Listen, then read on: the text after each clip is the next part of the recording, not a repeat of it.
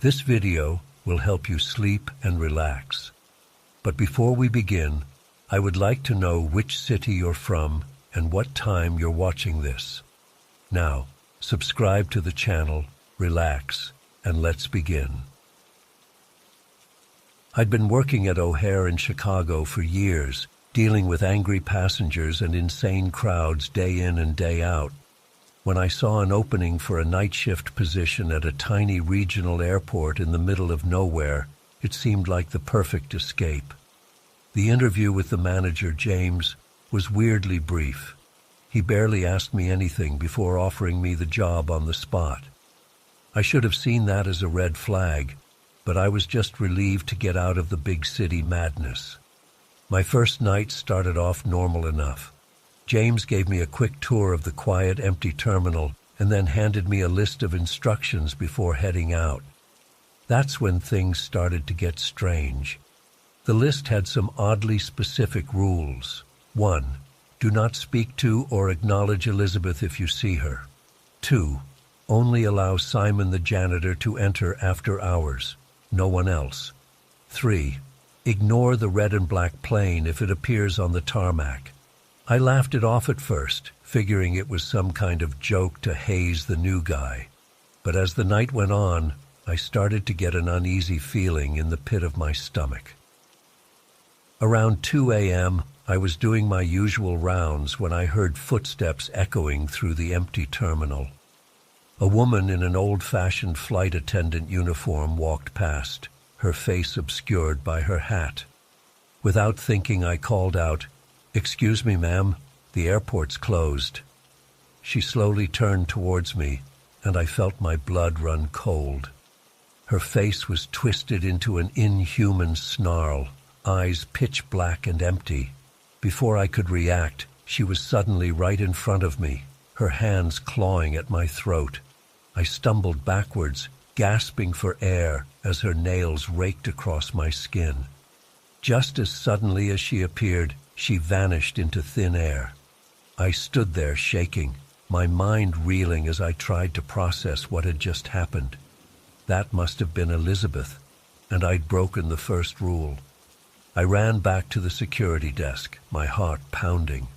I wanted nothing more than to bolt out the doors and never come back.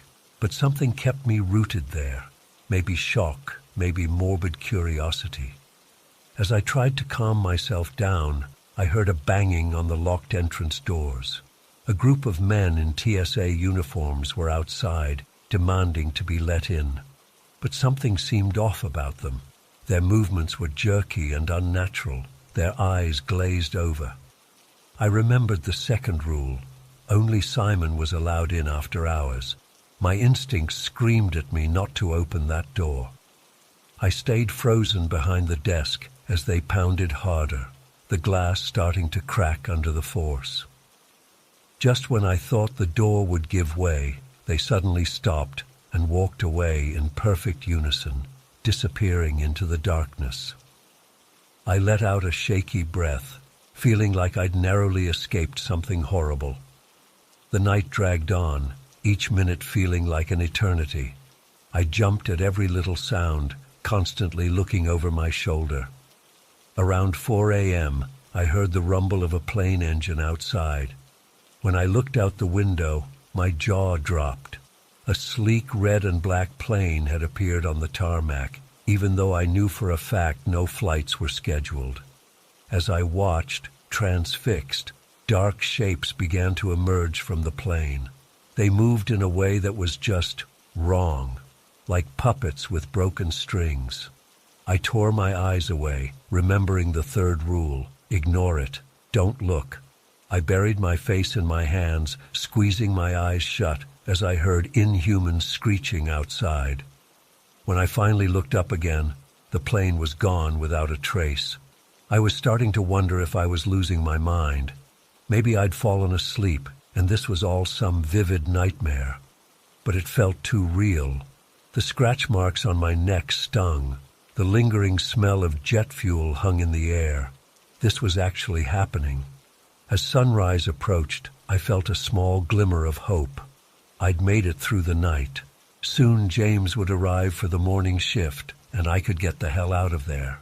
But when the first rays of sunlight began to filter through the windows, everything went dark. It was like someone had flipped a switch, plunging the entire airport into pitch blackness. I fumbled for my flashlight with trembling hands. The beam pierced the darkness, revealing a horrifying sight. The ordinarily pristine terminal had transformed into a decaying ruin. Vines crawled up crumbling walls. Puddles of some dark, viscous liquid dotted the floor. And all around me, barely visible in the shadows, were things, writhing, twisted shapes that defied description. I screamed, stumbling backwards, but there was nowhere to run. The shapes closed in, surrounding me. I felt cold, slimy tendrils wrapping around my legs, dragging me down.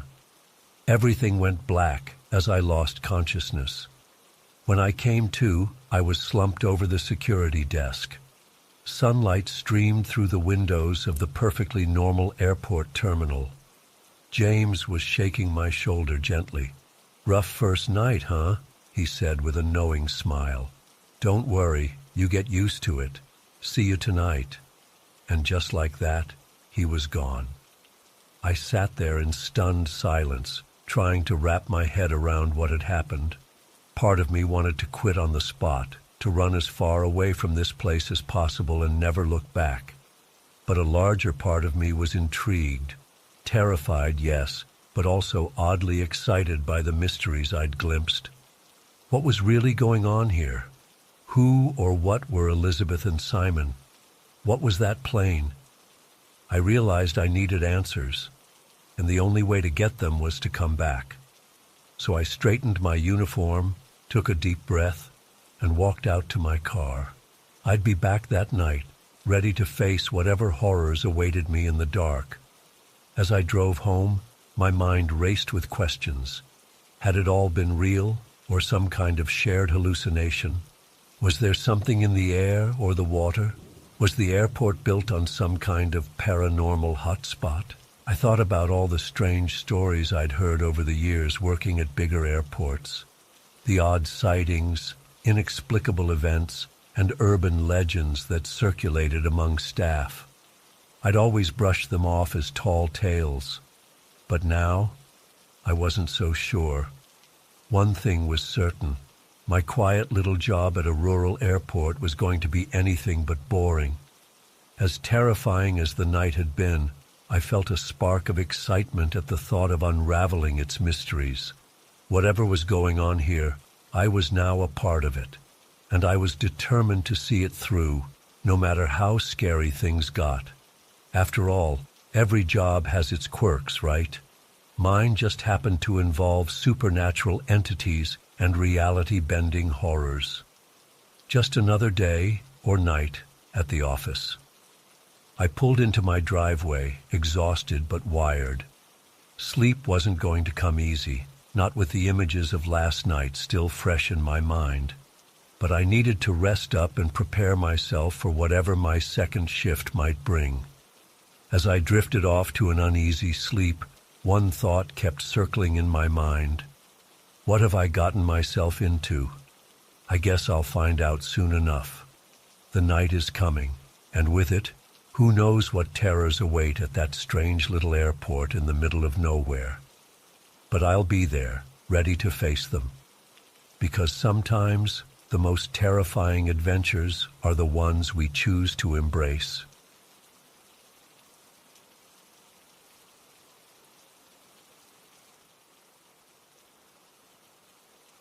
I never thought I'd find myself in a situation like this. It all started when my boss at the real estate agency assigned me to sell a house in Starlight Estates. As a fairly new agent, I was eager to prove myself, but little did I know what I was getting into. Starlight Estates was this weird modern housing development on the outskirts of town. The houses had these bizarre architectural designs, all sharp angles and odd shapes that looked cool in theory, but just felt unsettling in person. We'd been having trouble selling properties there for months. My co-worker Andrew had been handling most of the Starlight listings, but he'd suddenly quit last week without explanation. Now it was up to me to take over. My first assignment was house number 8, the one Andrew had been most frustrated with. Apparently it had gained a reputation for being cursed or something. I figured it was just superstitious nonsense. When I pulled up to house number 8 that morning, I immediately felt uneasy. The place looked normal enough from the outside, but there was just something off about it. Like the angles were slightly wrong, or the shadows fell in unnatural ways. I shook off the feeling and went to unlock the front door. Inside, the house was spotlessly clean, but felt strangely empty. Not just unfurnished, but devoid of any sense of life or warmth. My footsteps echoed unnaturally loudly on the hardwood floors. As I started my usual walkthrough, I noticed a piece of paper taped to the kitchen counter. At first I thought Andrew must have left some notes, but as I got closer, I realized it was a handwritten list of rules. The list said things like, 1. Keep the TV on at all times. 2. Don't lock any doors. 3. If you hear knocking, don't answer. 4. Avoid looking out windows after sunset. 5. Leave before midnight. What the hell? This had to be some kind of joke, right? But something about the messy, urgent handwriting made the hair on the back of my neck stand up. Who would break into an empty house just to leave creepy instructions? I tried to brush it off and continue the tour, but I couldn't shake my growing unease.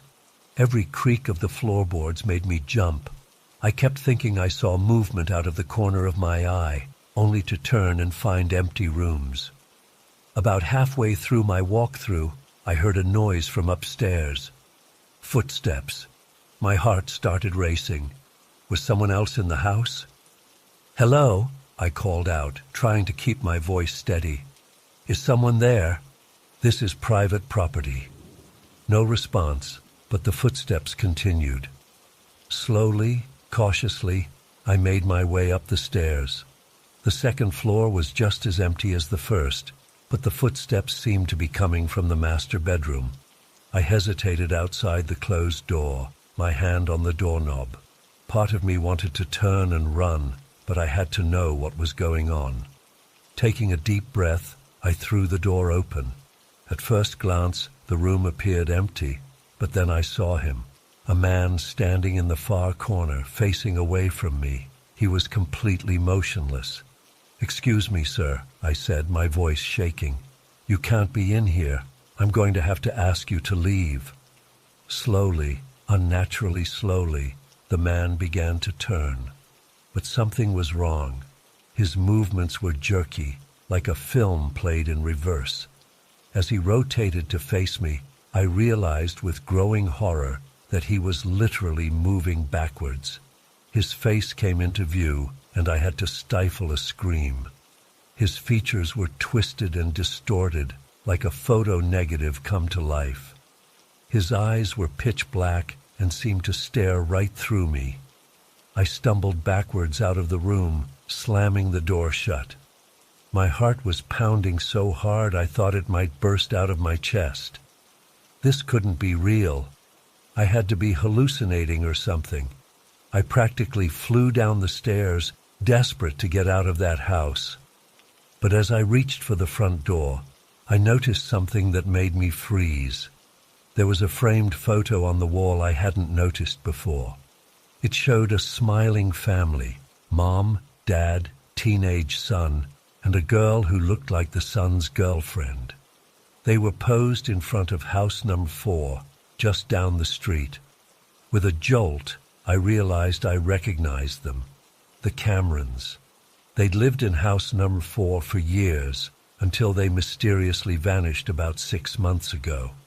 But their rent payments had kept coming in automatically, so the agency hadn't investigated. My curiosity overrode my fear for a moment.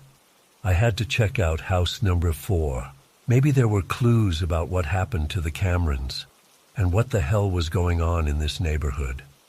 I hurried down the street to number 4, noticing how unnaturally quiet the whole development was. No birds, no distant traffic sounds, nothing. The door to number 4 was unlocked. I stepped inside, calling out a tentative hello. No response. The interior looked normal at first. Typical suburban decor, family photos on the walls. But as I moved further in, I noticed something odd. There were 4 life-size statues in the living room, arranged like they were having a conversation. As I got closer, my blood ran cold. The statues weren't just any random sculptures. They were perfect, photorealistic representations of the Cameron family. Every detail was captured with eerie precision. The laugh lines around Mrs. Cameron's eyes, the acne scars on the son's cheeks. They looked so lifelike, I half expected them to start moving. But they were cold, hard stone. What the hell was going on here? How could such impossibly detailed statues exist? And where were the real Camerons? I heard a creak behind me and spun around. There in the doorway stood the backwards man from House 8, but he wasn't moving in reverse anymore. He walked towards me with smooth, deliberate steps.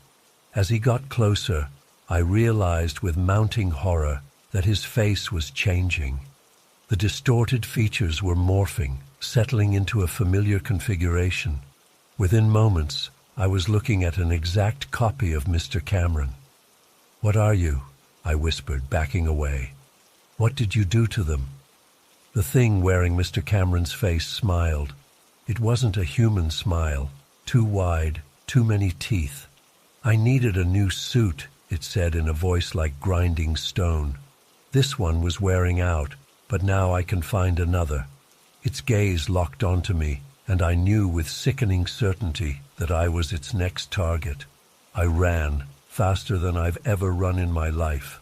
Out of the house, out of Starlight Estates, not stopping until I reached my car. I quit my job that day, told my boss I was moving out of state. I've been looking over my shoulder ever since, terrified of seeing that twisted smile again. I don't know what that thing was, or if it's still out there wearing Cameron's skin. But I know the horrors lurking in Starlight Estates are all too real, and I fear it's only a matter of time before that creature finds its next victim.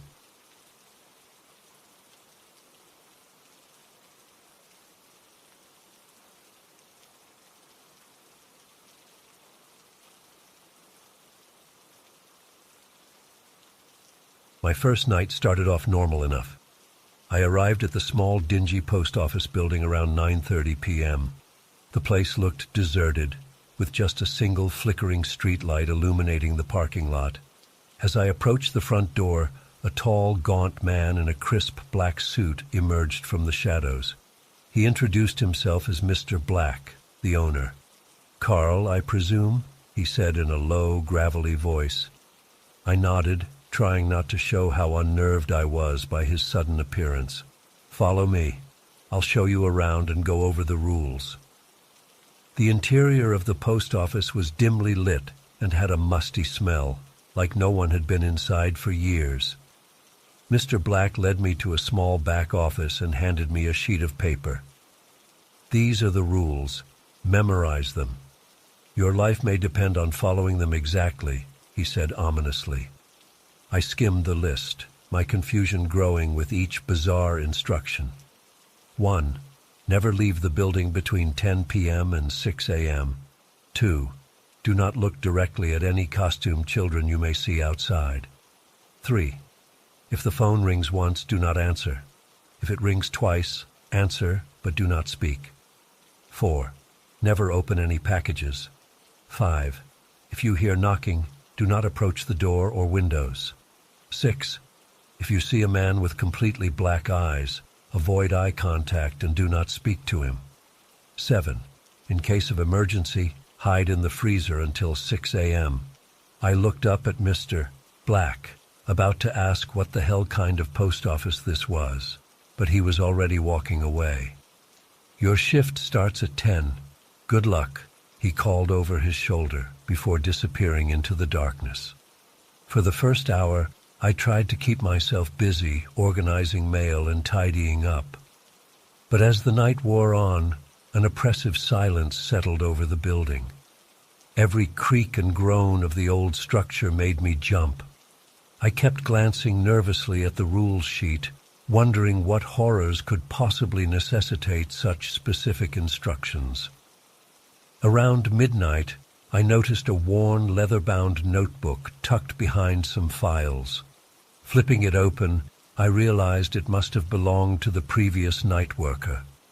The entries started off mundane enough, detailing boring nights of sorting mail, but as I read on, the tone changed dramatically. Night 17. The knocking started again. It went on for hours.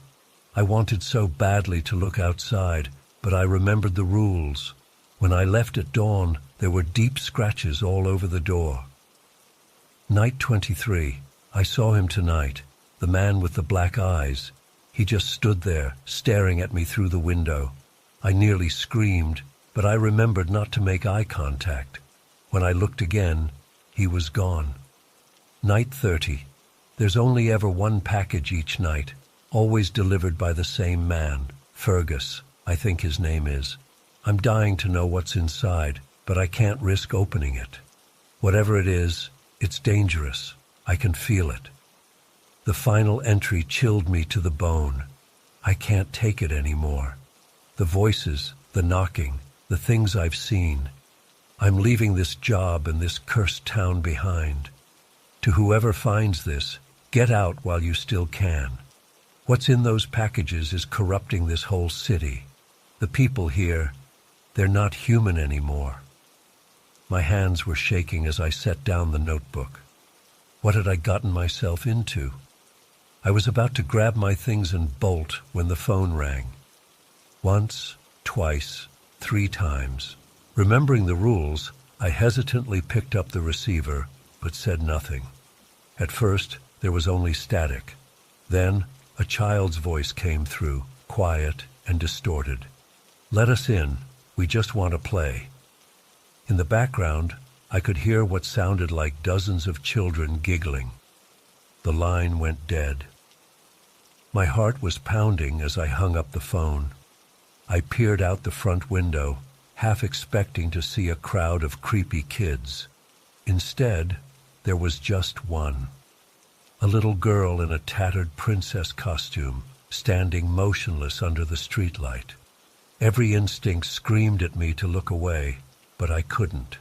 Slowly, she turned her head toward me. Where her eyes should have been were empty black voids. I stumbled backwards, knocking over a stack of mail crates. When I looked again, the girl was gone. But now there was a man walking up the path to the post office. Tall and thin, with pale skin that seemed to glow in the moonlight.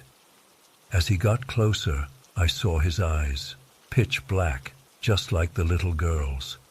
This must be Fergus, I realized with growing dread. The package deliverer. Sure enough, he was carrying a small brown parcel. I watched, paralyzed, as he placed it in the outdoor drop box and walked away without a word. The rest of the night passed in a blur of terror. The phone rang several more times, but I didn't answer. The knocking started around 3 a.m., quiet at first, then growing louder and more frantic. I cowered in the back office, hands clamped over my ears, praying for sunrise. Just when I thought things couldn't get worse, I heard the front door open. Slow, heavy footsteps approached the office. "Carl?" a familiar voice called out. "It's Mr. Black. Is everything all right?" Relief washed over me. I stood up, ready to tell him about all the insanity I'd experienced. But as I opened the office door, the words died in my throat. The thing in front of me was not Mr. Black, not anymore. Its body was twisted and elongated, with far too many limbs. Its face was a writhing mass of tentacles, with those same horrible black eyes staring at me from the center. I screamed and slammed the door shut, fumbling with the lock. The creature that used to be Mr. Black began pounding on the door, its inhuman shrieks piercing through the thin wood. In a panic, I remembered the seventh rule: hide in the freezer until 6 a.m. I sprinted to the small walk-in freezer in the back of the building, slamming the heavy door behind me just as I heard the office door splinter. Huddled in the freezing darkness, I listened to the sounds of the creature searching for me. Scraping noises, like too many legs skittering across the floor. That awful, gurgling shriek. I don't know how long I was in there. Hours, probably. I was shivering uncontrollably, my fingers and toes numb from the cold. But I didn't dare leave until I saw sunlight creeping under the freezer door. When I finally emerged, the post office was empty. There was no sign of the creature or of any of the terrifying events from the night before. The only evidence that something had happened was the small brown package sitting on the front counter, the one Fergus had delivered. I clocked out at 6 a.m. sharp and got the hell out of there. I haven't been back since, and I'm in the process of moving far, far away from this town. But I can't stop thinking about what I experienced that night. What was in those packages? What happened to the people in this city? And most of all, how long before whatever corrupted them spreads to the rest of the world? I don't have any answers. All I know is that I'll never look at a post office the same way again.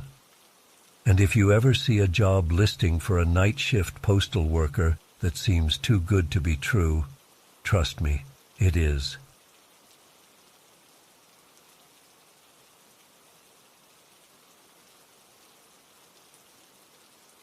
I was a broke college student looking for any way to make some quick cash. When I saw an ad for a house-sitting gig that paid way above market rate, I jumped at the opportunity without thinking twice. The house belonged to this eccentric local artist named Ms. Crownist. She had a reputation around town for being a bit odd. But I figured, how bad could it be? When I arrived at the address, I was taken aback by the sheer size and uniqueness of the place. It was this massive 2-story red Victorian with all these weird architectural flourishes, gargoyles, intricate woodwork, stained glass windows. It looked like something out of a gothic horror novel. But hey, for the money she was offering, I was willing to put up with a creepy old house for a few weeks. Miss Crownist greeted me at the door. She was this tall, rail-thin woman with wild gray hair and piercing eyes. Without much small talk, she launched into this long list of incredibly specific and bizarre rules I needed to follow while house-sitting. Don't enter the blue room on Tuesdays. Water the plants in the sunroom counterclockwise. Leave a bowl of milk out for Stubby every night at exactly 11:11 p.m. On and on it went. I nodded along, figuring she was just some kooky old lady with OCD tendencies. When she mentioned characters named Leo and Lucas, I assumed they were pets or something. As she was leaving, she paused and fixed me with an intense stare. "Whatever you do," she said gravely, "do not go into the attic, under any circumstances." Then she was gone. The first couple days were uneventful. I followed her weird instructions to the letter, not wanting to risk losing such an easy paycheck. But on the third night, things started to get strange. I was in the kitchen grabbing a midnight snack when I heard this scuttling noise coming from the ceiling. At first I thought it was just mice in the walls, but then I heard what sounded like footsteps, human footsteps, pacing back and forth directly above me, which was impossible, since I was on the top floor and there was only the attic above. My heart started racing. I called out, thinking maybe Miss Crownist had come back early. No response. The footsteps continued for another minute, then abruptly stopped. I stood there frozen for what felt like hours, straining to hear any other sounds. Eventually I convinced myself it was just my imagination and went to bed. But things only got weirder from there. The next day, I noticed one of the plants in the sunroom had moved several feet from where I'd left it. I figured maybe I was misremembering, but I could have sworn it was in a different spot. Later that afternoon, I was reading in the living room when I heard the distinct sound of piano music drifting down from the second floor, which would have been fine, except there was no piano in the house. That night, I woke up around 3 a.m. to find all the faucets in the bathroom running full blast. I know for a fact I'd turned them off before bed. As I was shutting them off, I caught a glimpse of movement in the mirror. I whirled around, but the bathroom was empty. When I looked back at the mirror, for a split second, I saw a face that wasn't mine staring back at me. It was pale and gaunt with huge black eyes. I blinked, and it was gone. I barely slept after that. The next few days were a blur of increasingly terrifying incidents. Objects would disappear and reappear in different places. Doors would slam shut on their own. I'd hear voices whispering my name when I was alone in a room. One morning I woke up to find all the furniture in the living room had been rearranged overnight.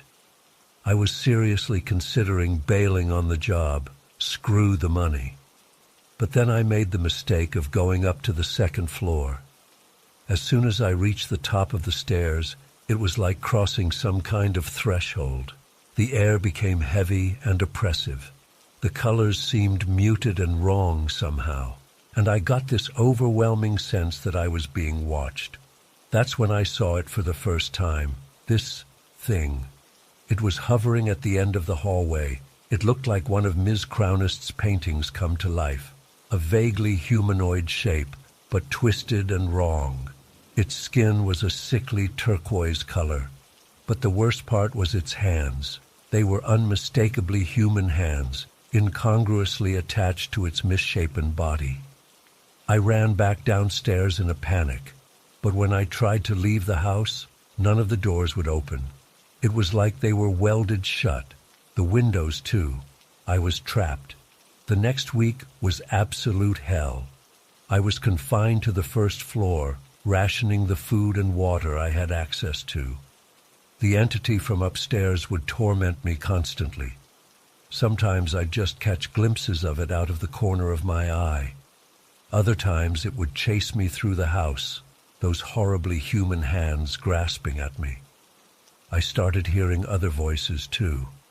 Deep laughter that seemed to come from inside the walls, high-pitched giggling from empty rooms. Once I heard what sounded like a child crying from behind a locked door. When I finally worked up the courage to open it, the room was empty, except for a small toy sailboat in the center of the floor. I lost all sense of time.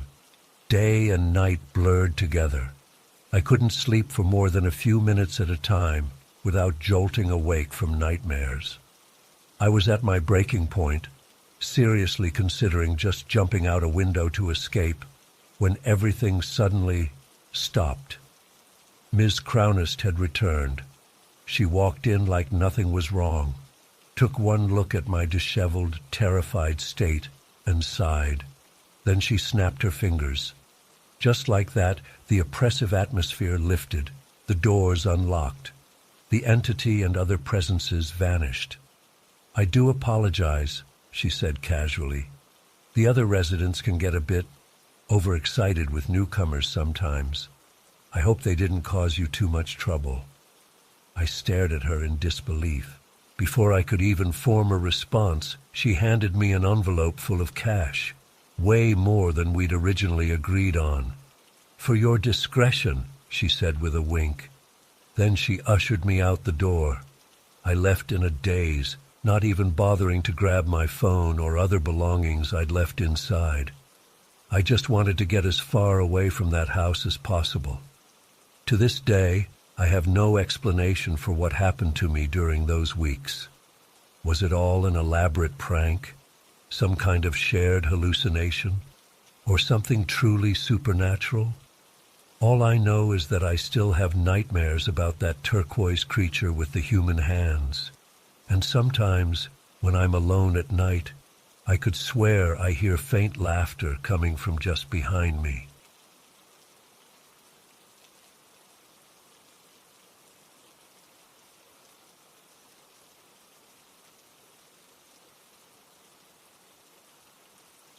I'll never forget that day in October 2015. My girlfriend Liz and I had always been fascinated by abandoned places, seeking out forgotten buildings to explore and photograph. We'd heard rumors of an old farmhouse on the outskirts of town that had been vacant for decades, so we decided to check it out one crisp autumn afternoon. As we drove down the long, overgrown driveway, the dilapidated farmhouse came into view. Paint peeling, windows boarded up, vines creeping up the walls. It was exactly the kind of place we loved to explore. I felt a flutter of excitement as we parked and gathered our camera gear. "This place is perfect," Liz said with a grin as we approached the sagging front porch. I nodded in agreement, already snapping some exterior shots. The front door was ajar, swinging slightly in the breeze. We exchanged a look before cautiously stepping inside. The musty smell of decay hit me immediately as my eyes adjusted to the dim interior. Dust motes danced in the beams of sunlight filtering through cracks in the boards over the windows. We moved slowly through the first floor, documenting the peeling wallpaper and crumbling plaster. In what must have been the living room, tattered furniture was strewn about haphazardly. As I framed up a shot of an old armchair, I felt an inexplicable chill run down my spine. I tried to shake it off, but couldn't quite dispel the uneasy feeling. Liz called me over to the kitchen. "Check this out," she said, pointing to a set of fresh-looking footprints in the thick layer of dust on the floor.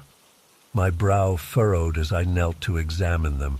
They certainly didn't look decades old like everything else in the house.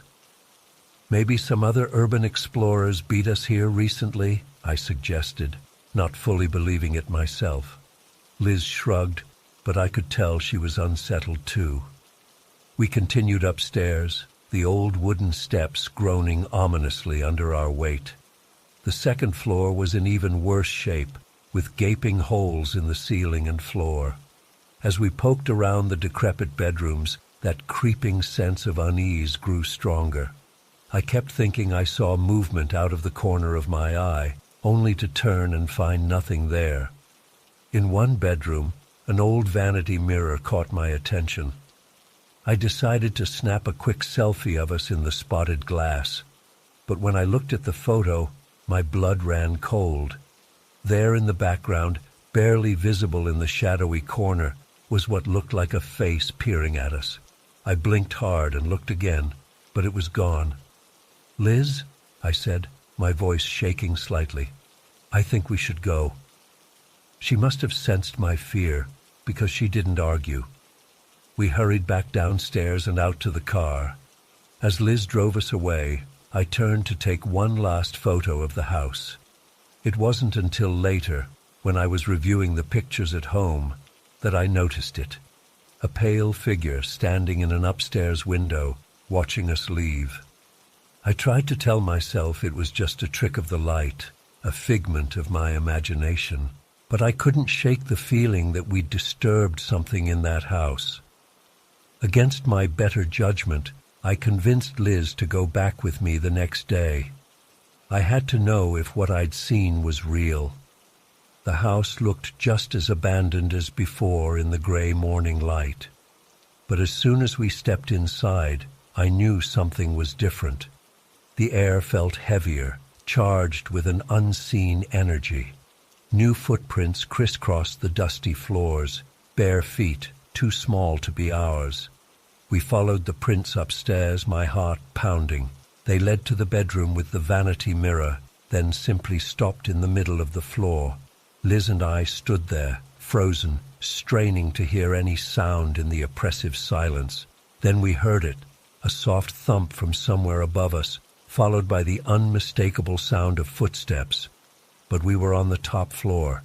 There was nowhere else for anyone to be. Panic seized me as I grabbed Liz's hand and ran. We flew down the stairs and out of the house, not stopping until we reached the car.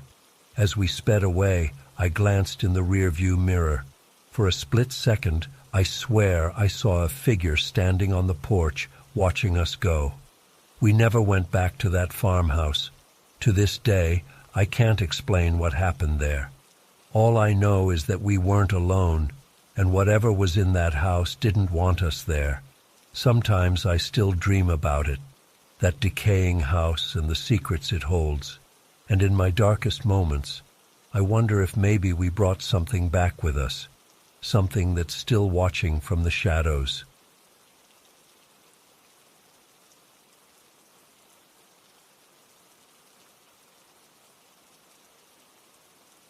What most people don't know is that there's an old abandoned wing of the hospital that used to be the psychiatric ward back in the 1960s. It was shut down decades ago and has been sitting empty ever since. I'd heard rumors from some of the other nurses about strange noises coming from that area late at night, but I always brushed them off as just silly ghost stories. Well, last Tuesday night I was working a particularly slow shift. Most of the patients were asleep, and I found myself with some time on my hands. I don't know what possessed me, but I decided it might be interesting to take a quick peek at the old psych ward. I told myself I was just curious about the hospital's history, but looking back, I think there was something drawing me there. I made my way down to the basement, where the entrance to the old wing was. The heavy metal door was locked, but I had swiped a master key from the nurse's station. With a deep breath, I turned the key and pushed the squeaky door open. The musty smell hit me immediately as I stepped inside. It was pitch black, so I turned on my phone's flashlight. The beam illuminated peeling paint, broken floor tiles, and dusty cobwebs everywhere. I felt a chill run down my spine, but curiosity got the better of me, and I pressed on. As I made my way down the main corridor, I started to hear faint noises. At first, I thought it was just the old pipes creaking, but then I clearly heard what sounded like a child's laughter, echoing from somewhere deeper in the ward. I froze, my heart pounding. There was no way a child could be down here. I tried to convince myself it was just my imagination playing tricks on me. I continued on, my footsteps echoing loudly in the empty hallway. That's when I heard it. A woman's voice, barely above a whisper, saying, "Help me, please help me." It sounded like it was coming from right behind me. I spun around, but there was no one there, just darkness. My hands were shaking as I shone the light down the corridor. The voice came again, this time from further away. "Why won't you help me?" I started walking faster, wanting to get out of there, but something made me keep going deeper into the ward instead of turning back. I came to a heavy metal door with a small window. Shining my light through the grimy glass, I could see it was an old patient room. That's when I noticed the deep scratch marks gouged into the metal of the door. They looked like they had been made by human fingernails. I felt bile rising in my throat. Suddenly, there was a deafening bang from inside the room, like someone had slammed their fists against the door. I stumbled backwards, my heart feeling like it was going to burst out of my chest. I turned and ran back the way I had come, the sound of that awful banging following me. As I ran, I felt an icy presence right behind me, as if someone, or something, was chasing me. I could have sworn I felt cold fingers brush against the back of my neck. I burst out of the metal door and slammed it shut behind me, gasping for air. It took me a few minutes to catch my breath and stop shaking. I made my way back up to my floor on wobbly legs. One of the older nurses, Betty, saw how pale I was and asked if I was okay. I ended up telling her what had happened. She sighed and said, I was afraid you might go exploring down there someday. I guess it's time you knew the truth." She went on to tell me about Sarah, a young patient who had been in that ward back in the 60s. Sarah had severe mental health issues and was often kept in solitary confinement. One night, she somehow managed to take her own life. Ever since then, Betty said, strange things have happened in that wing. Nurses and orderlies would hear a little girl laughing or crying. Some even claimed to see Sarah's ghost roaming the halls. That's why they eventually closed it down completely. I didn't know what to think. Part of me wanted to believe there was a rational explanation for what I had experienced, but deep down, I knew what I had heard and felt was real. It's been a week now, and I haven't been able to shake the feeling of being watched. Sometimes at night, I swear I can still hear that faint voice whispering, "Help me." I've been having terrible nightmares about being trapped in that room with the scratched door. I don't know if I'll ever be able to explain what happened that night. All I know is that I'm never setting foot in that psych ward again. Some doors are meant to stay closed, and some secrets are better left buried in the past. I just hope that whatever is down there stays there and doesn't follow me home.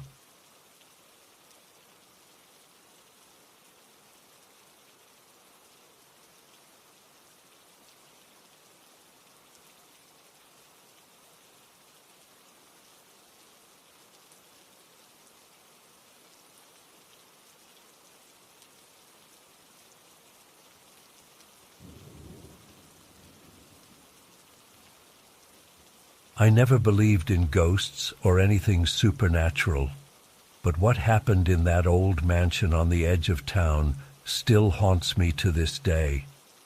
My boyfriend Jake and I are urban explorers.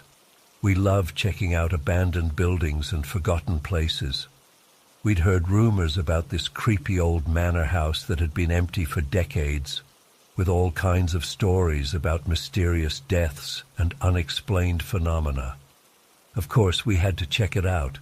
It was a gloomy fall afternoon when we finally made our way out there. The place was huge, a sprawling Victorian mansion surrounded by overgrown gardens. As we approached, I felt a chill run down my spine. The windows seemed to stare at us like empty eye sockets. Jake gave me an excited grin and squeezed my hand. "Ready for an adventure?" he asked. I nodded, pushing down my apprehension. Getting inside was easy enough. One of the ground floor windows was broken. We climbed through carefully, our flashlight beams cutting through the dusty gloom. The interior was a maze of decaying grandeur, peeling wallpaper, rotting furniture, cobwebs everywhere. We explored room after room, marveling at the faded opulence.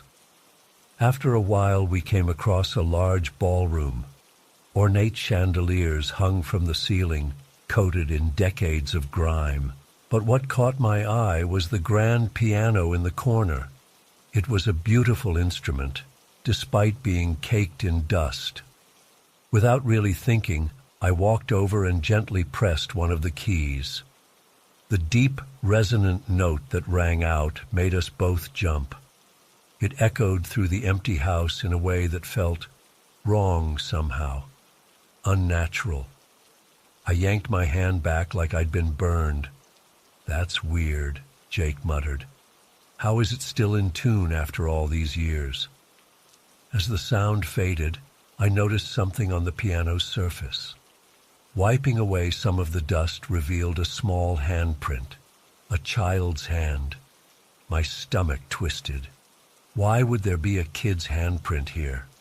As I stared at it, I could have sworn I saw a flicker of movement out of the corner of my eye. I whirled around, but there was nothing there, just empty doorways and shadows. "Did you see that?" I whispered to Jake. He shook his head, looking concerned. "See what?" "I thought I saw—" "Never mind. This place is just creeping me out, I guess." We decided to keep exploring, but I couldn't shake the uneasy feeling. As we made our way through the upper floors, I kept catching glimpses of something pale moving just out of sight. A flash of white fabric around a corner, the edge of a dress disappearing through a doorway. But every time I turned to look, there was nothing there. Jake didn't seem to notice anything, but I could tell he was getting spooked too. His jokes became more forced, his voice a little too loud in the oppressive silence. We both nearly jumped out of our skins when a floorboard creaked behind us. "Okay, this is officially freaky," Jake said. "Maybe we should head out soon." I nodded gratefully. "Yeah, I think I've had enough exploring for one day." We started making our way back towards the ballroom and the exit beyond, but as we approached, I heard something that made my blood run cold. A single piano note, ringing out clear as day. Jake and I froze, staring at each other wide-eyed. "Tell me that was you," I whispered. He shook his head mutely. Heart pounding, we crept towards the ballroom doorway. I peered inside, half expecting to see someone at the piano. Instead, I caught a glimpse of a small, pale figure standing next to it. Just for a split second, and then it was gone. I let out a strangled yelp and stumbled backwards. Jake caught me, his face white as a sheet. "What? What did you see?" "There was someone in there," I gasped. "A little girl, I think. But she disappeared." Jake's eyes were huge. "That's it. We're getting out of here. Now." We practically ran for the exit, no longer caring about being careful or quiet. I swear I could hear the faint sound of childish laughter echoing behind us as we scrambled out the window and bolted across the overgrown lawn. We didn't stop running until we reached the car. Slumped in the passenger seat, trying to catch my breath, I finally started to process what had happened. "Jake," I said shakily, "what the hell was that?" He shook his head, gripping the steering wheel so tight his knuckles were white. "I don't know, but I got the feeling. It's like something in there didn't want us there, like we were intruding." I shuddered, remembering the ghostly figure by the piano. "Do you think it was actually, a ghost?" Jake was quiet for a long moment. "I don't know what to think, but I know I never want to go back there again." I couldn't agree more. As we drove away, I kept glancing in the rearview mirror, half expecting to see a small, pale face watching us leave. There was nothing there, of course, just the looming shape of the mansion fading into the distance. But I couldn't shake the feeling that we'd stumbled into something we shouldn't have, something old and angry and not of this world. It's been months now, and I still have nightmares about that day. The sound of that piano note echoing through empty rooms, the child's handprint in the dust, that brief, chilling glimpse of a ghostly figure. Sometimes I wake up in a cold sweat, certain I can hear faint piano music drifting through the night. Jake and I don't talk about it much. It's like we have an unspoken agreement to try and forget the whole thing. But I know neither of us will ever be able to fully shake what happened in that old mansion. There are some places in this world that are better left unexplored, some doors that should remain closed, and some mysteries that are better left unsolved. I used to love urban exploring, seeking out abandoned places and forgotten corners of the world. But now I'm content to leave the past buried, because you never know what might be waiting in the shadows, watching and waiting for unwary intruders to disturb its rest.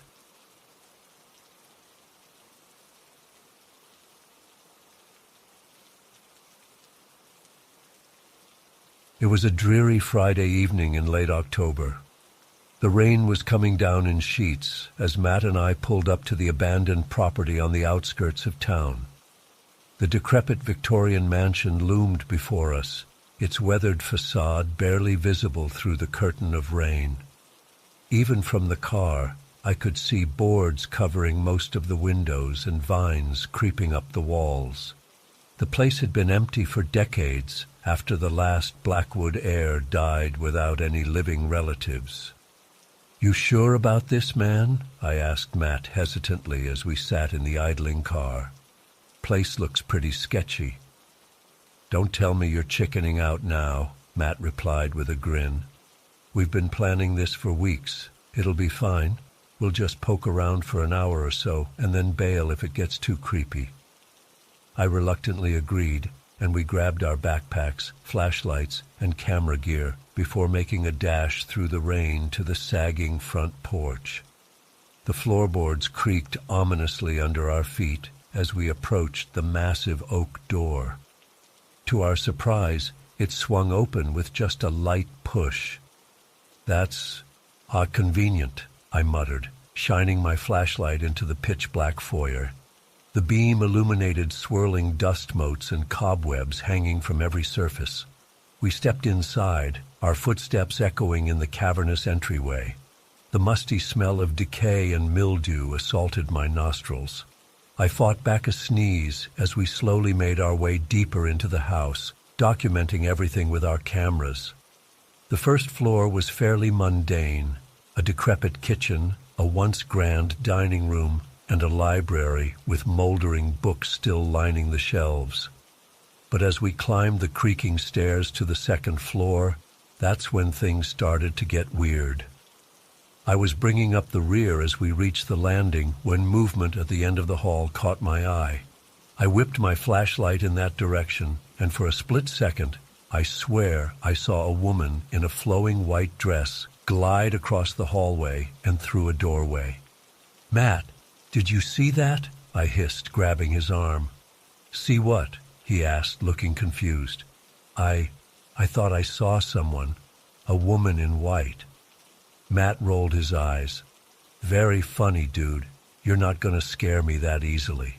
"I'm serious. I really saw something," I insisted. But Matt just chuckled and continued down the hall. I tried to shake it off as my eyes playing tricks on me, but I couldn't quite quell the unease building in my gut.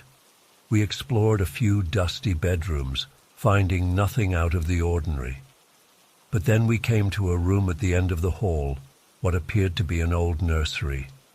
As soon as we stepped inside, the atmosphere changed. The air felt heavier, colder. Goosebumps erupted on my arms.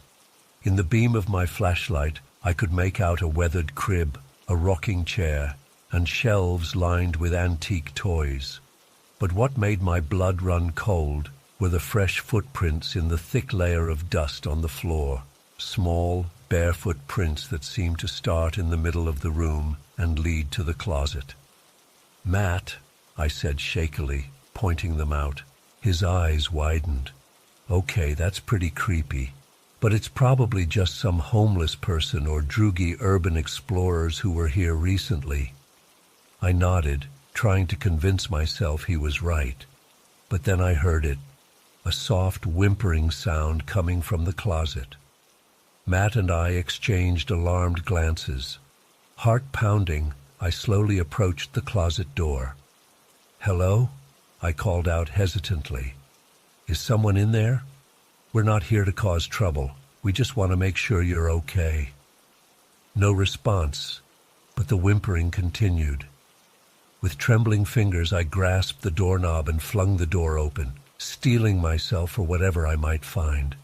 But the closet was empty. I let out a shaky breath, feeling equal parts relieved and confused. "There's nothing here," I told Matt. "I could have sworn I heard—" The words died in my throat as I turned back towards the room. Standing in the corner by the crib was a ghostly figure of a woman in a tattered white nightgown. Her long dark hair obscured her face as she slowly raised her head to look at us. I'm not ashamed to admit that I screamed. Matt yelled too as we both stumbled backwards. The woman began to drift towards us, her feet not quite touching the ground. As she got closer, I could see that her skin was a sickly gray color and her eyes were completely black, like empty sockets. "Run!" Matt shouted, grabbing my arm and yanking me towards the door. We sprinted down the hallway, the floorboards groaning under our pounding feet. I chanced a glance back and saw the woman gliding after us, her hair streaming behind her like dark tentacles. We flew down the stairs, nearly tripping in our haste. I could feel an unnatural chill at my back, as if icy fingers were trying to grasp my shirt.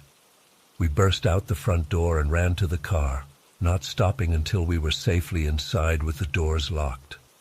As Matt peeled out of the driveway, I looked back at the house.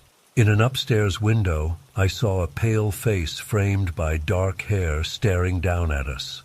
Then it vanished. We drove in stunned silence for several minutes, both of us trying to process what had just happened. Finally, Matt spoke up.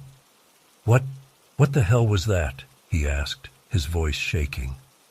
"I have no idea," I replied, "but I know what we saw was real. That was no trick of the light or overactive imagination." We spent the rest of the night at my place, too keyed up to sleep. We pored over the photos and video we'd taken, but frustratingly, none of them showed any sign of the ghostly woman. It was as if she'd only appeared to our eyes. In the days and weeks that followed, we did some research into the history of the Blackwood Mansion. We discovered that in the 1920s, the young wife of the Blackwood heir had died in childbirth along with her infant daughter. According to local legend, her ghost was said to roam the halls of the mansion, eternally searching for her lost child. That experience changed me profoundly. I went from being a skeptic to understanding that there are things in this world that defy rational explanation. Matt and I never went back to that house, and we warned others to stay away too. Some places are better left undisturbed, housing secrets and entities beyond our comprehension. To this day, I sometimes wake up in a cold sweat, the image of that ghostly woman seared into my mind. The Blackwood Mansion taught me to have a healthy respect for the unknown. There are forces and beings out there that we can't begin to understand, and sometimes it's best not to try.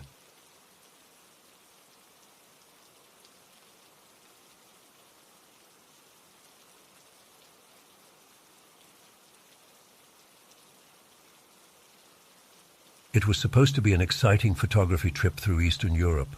I'd been planning it for months, mapping out all the picturesque villages and landscapes I wanted to capture. Romania was high on my list. I couldn't wait to photograph the beautiful countryside and medieval towns. Everything was going smoothly at first.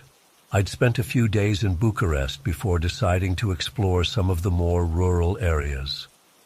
I took a train to this tiny town in Transylvania, figuring I'd use it as a base to photograph the surrounding region. The town was incredibly quaint, like something out of a storybook.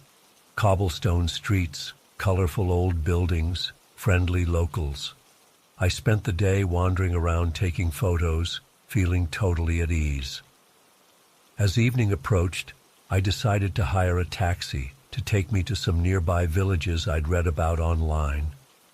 I went to the small taxi stand in the town square and approached the only cab there.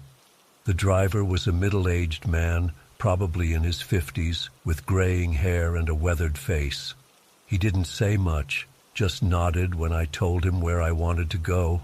Something about him seemed a bit off, but I brushed it aside. This was a sleepy little town after all, not much to worry about. We set off down the winding country roads as the sun started to set. The scenery was breathtaking. Rolling green hills, dense forests, quaint farmhouses. I was snapping photos out the window, totally caught up in capturing the perfect shots. After about 30 minutes, I realized we seemed to be getting pretty far from town. I mentioned this to the driver, but he just grunted and kept going. A knot of unease started to form in my stomach. Where exactly was he taking me? Suddenly, he made a sharp turn onto a narrow dirt road leading into a thick forest. Alarm bells started going off in my head. This definitely wasn't the route to the villages I'd asked about. "Excuse me, where are we going?" I asked, trying to keep the panic out of my voice. He didn't respond, just kept driving deeper into the woods. The trees were so dense now that it was getting dark inside the car. My heart was racing. Was I about to be robbed? Murdered? I started frantically looking for a way to escape, but the child locks were on. I was trapped. After what felt like an eternity, but was probably only 10 minutes, we came to a stop in a small clearing. The driver turned to face me, his expression unreadable in the dim light. I was frozen in terror, expecting the worst, but then he spoke, his voice urgent. "You need to get out and run. Now. Don't look back. Just run as fast as you can until you reach the main road. Go." I was stunned. What the hell was going on? But something in his tone made me react instinctively. I fumbled with the door handle and practically fell out of the car. As soon as my feet hit the ground, I took off running into the woods. I ran like I've never run before in my life. Branches whipped at my face and I kept stumbling over roots, but pure adrenaline kept me going. I had no idea what I was running from, but the fear was overwhelming. After what felt like hours, but was probably only 20 minutes, I burst out of the tree line onto a paved road. I was gasping for air, my legs shaking. A car was approaching, and I waved frantically. Thankfully, it was a local couple who stopped to help. They were alarmed by my appearance. I must have looked like a madman, covered in scratches and wild-eyed. I tried to explain what happened between gulps of air. They insisted on driving me to the police station in the nearest town. The police were baffled by my story. They took my statement and searched the area where I said it happened, but found no trace of the taxi or the driver. It was like he'd vanished into thin air. I spent the next few days in a daze, trying to make sense of what occurred. Why did the driver take me out there, only to tell me to run? Was he saving me from some other threat, or was it all some sick game? I cut my trip short and flew home, too shaken to continue traveling. Months later, I still have no answers. The uncertainty is almost worse than if something definitively bad had happened. My mind keeps spinning through possibilities. Did I narrowly escape being the victim of some bizarre ritual or cult activity in those woods? Was the driver part of a human trafficking ring, but had a change of heart at the last minute? Or was it all an elaborate prank on tourists that went too far? I've tried researching similar incidents in the area, but haven't found anything concrete. Sometimes I wonder if I imagined the whole thing.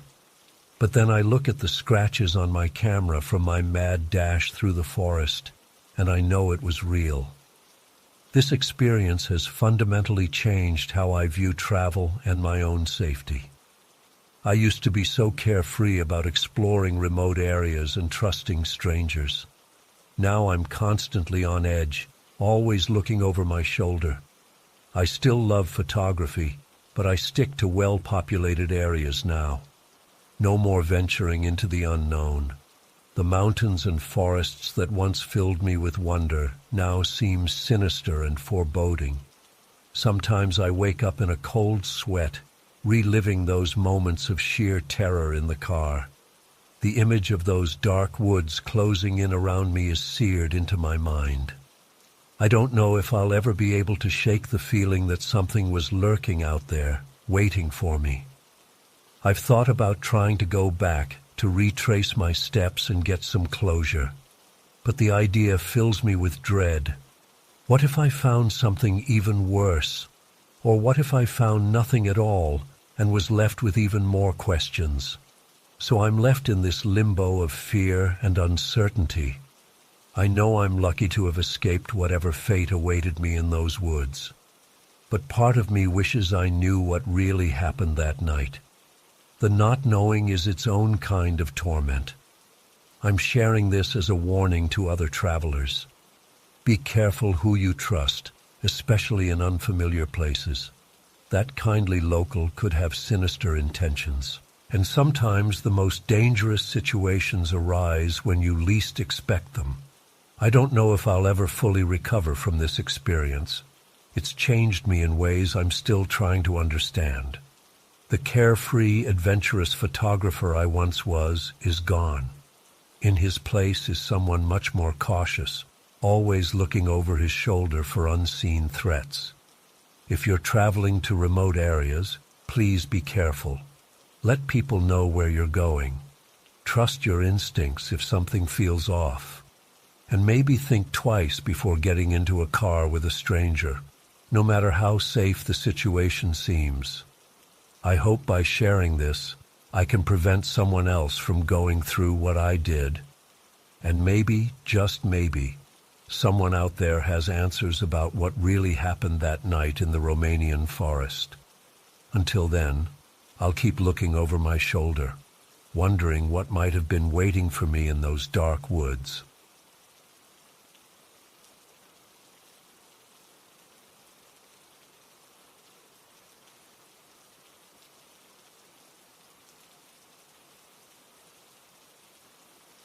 A freelance designer, and last year I decided to take a working vacation in Europe.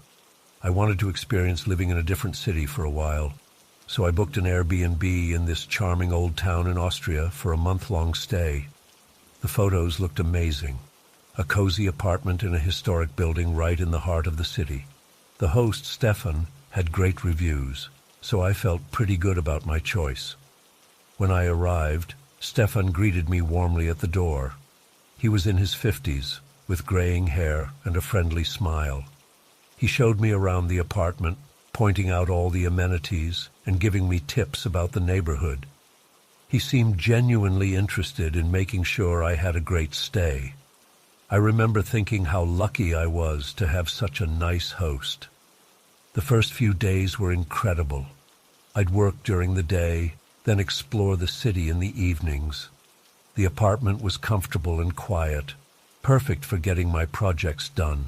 Stefan would occasionally check in via message to make sure everything was okay, which I appreciated. But then things started to feel off. I can't pinpoint exactly when it began, but I started noticing Stefan around the building more often than seemed normal. At first, I thought it was just coincidence. Maybe he lived nearby or had other properties in the building he was checking on. But then I realized he always seemed to be there when I was coming or going. One evening, I was heading out to grab dinner, and Stefan was in the hallway. He asked where I was going, and when I said I was just getting food, he seemed disappointed. He suggested I join him for dinner instead, saying he'd love to hear more about my work. I politely declined, but he was pretty insistent. I had to make up an excuse about a work call to get out of it. As I left, I could feel his eyes on me all the way down the street. That night, I woke up around 2 a.m. to a soft noise outside my door. At first I thought I was dreaming, but then I heard it again, the subtle creak of a floorboard. My heart started racing as I realized someone was standing right outside my room. I lay there, barely breathing, straining to hear any movement. After what felt like an eternity, I heard footsteps slowly retreating down the hallway. I tried to convince myself it was nothing. Maybe Stefan was just checking on something in the building. But deep down, I knew something wasn't right. The next day, I couldn't shake the feeling of being watched. I kept catching glimpses of Stefan through windows or around corners. When I'd look directly at him, he'd quickly look away or disappear. I started spending more time out of the apartment, working from cafes instead. But even then, I'd sometimes spot Stefan across the street or in a nearby shop. It was like he was always there, lurking just at the edge of my vision. A few nights later, I woke up again to that same soft noise outside my door. This time, I was sure it wasn't my imagination. I could hear slow, steady breathing on the other side. My whole body went cold with fear. I wanted to confront whoever it was, but I was paralyzed. I just lay there, my heart pounding so loud I was sure they could hear it. After what felt like hours, but was probably only minutes, I heard the footsteps retreat again. I didn't sleep at all after that. The next morning, I messaged Stefan about the noise, trying to sound casual. He replied quickly, saying he hadn't heard anything and suggesting it might have been the old building settling. I knew I couldn't stay there any longer. I started looking for other accommodations, but everything was booked or way out of my budget. I felt trapped. I considered just cutting my trip short and flying home, but I had client deadlines I couldn't miss. The final straw came a few days later. I was working late, trying to finish a project. Around midnight, I heard footsteps in the hallway. They stopped right outside my door. I held my breath, waiting for them to move on. But they didn't. I could see a shadow under the door, blocking the light from the hallway. Someone was standing there, not moving, not making a sound. My hands were shaking so badly I could barely type, but I managed to message a friend back home. I told them where I was and what was happening, asking them to call me immediately. As soon as my phone started ringing, the shadow disappeared. I answered the call, my voice trembling as I tried to explain what was going on. My friend listened, then calmly helped me make a plan. They found a hotel nearby that had a room available and booked it for me. They stayed on the phone with me while I quickly packed my things. As I was zipping up my suitcase, there was a knock at the door. Stefan's voice came through, asking if everything was all right. He said he'd heard noise and wanted to check on me. I called out that I was fine, just packing for an early flight. I could hear the confusion in his voice as he asked about my sudden departure. I made up a story about a family emergency. I waited until I was sure Stefan had gone before I left the room. As I hurried down the stairs with my luggage, I caught a glimpse of him watching me from a window. The look on his face. I'll never forget it. It wasn't anger or disappointment. It was something else entirely, something that made my skin crawl. I practically ran to the hotel, checking over my shoulder the whole way. Once I was in my new room, with the door locked and chair wedged under the handle, I finally felt like I could breathe again. I spent the rest of my trip in that hotel room, barely leaving except for necessities. I changed my flight to the earliest one available and counted down the hours until I could go home.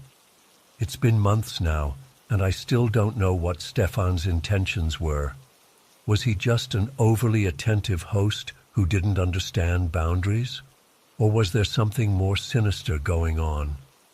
I've thought about reporting him to Airbnb, but I don't have any real proof of wrongdoing, just my own fear and suspicions. I know this story might not seem that scary to some people. Nothing really happened after all. But the feeling of being watched, of not being safe in your own space, it's a fear that's hard to shake. I still have trouble sleeping sometimes, imagining I hear footsteps outside my door. I don't think I'll ever use Airbnb again, and I definitely won't be traveling alone anytime soon. The world suddenly feels a lot less safe than it used to.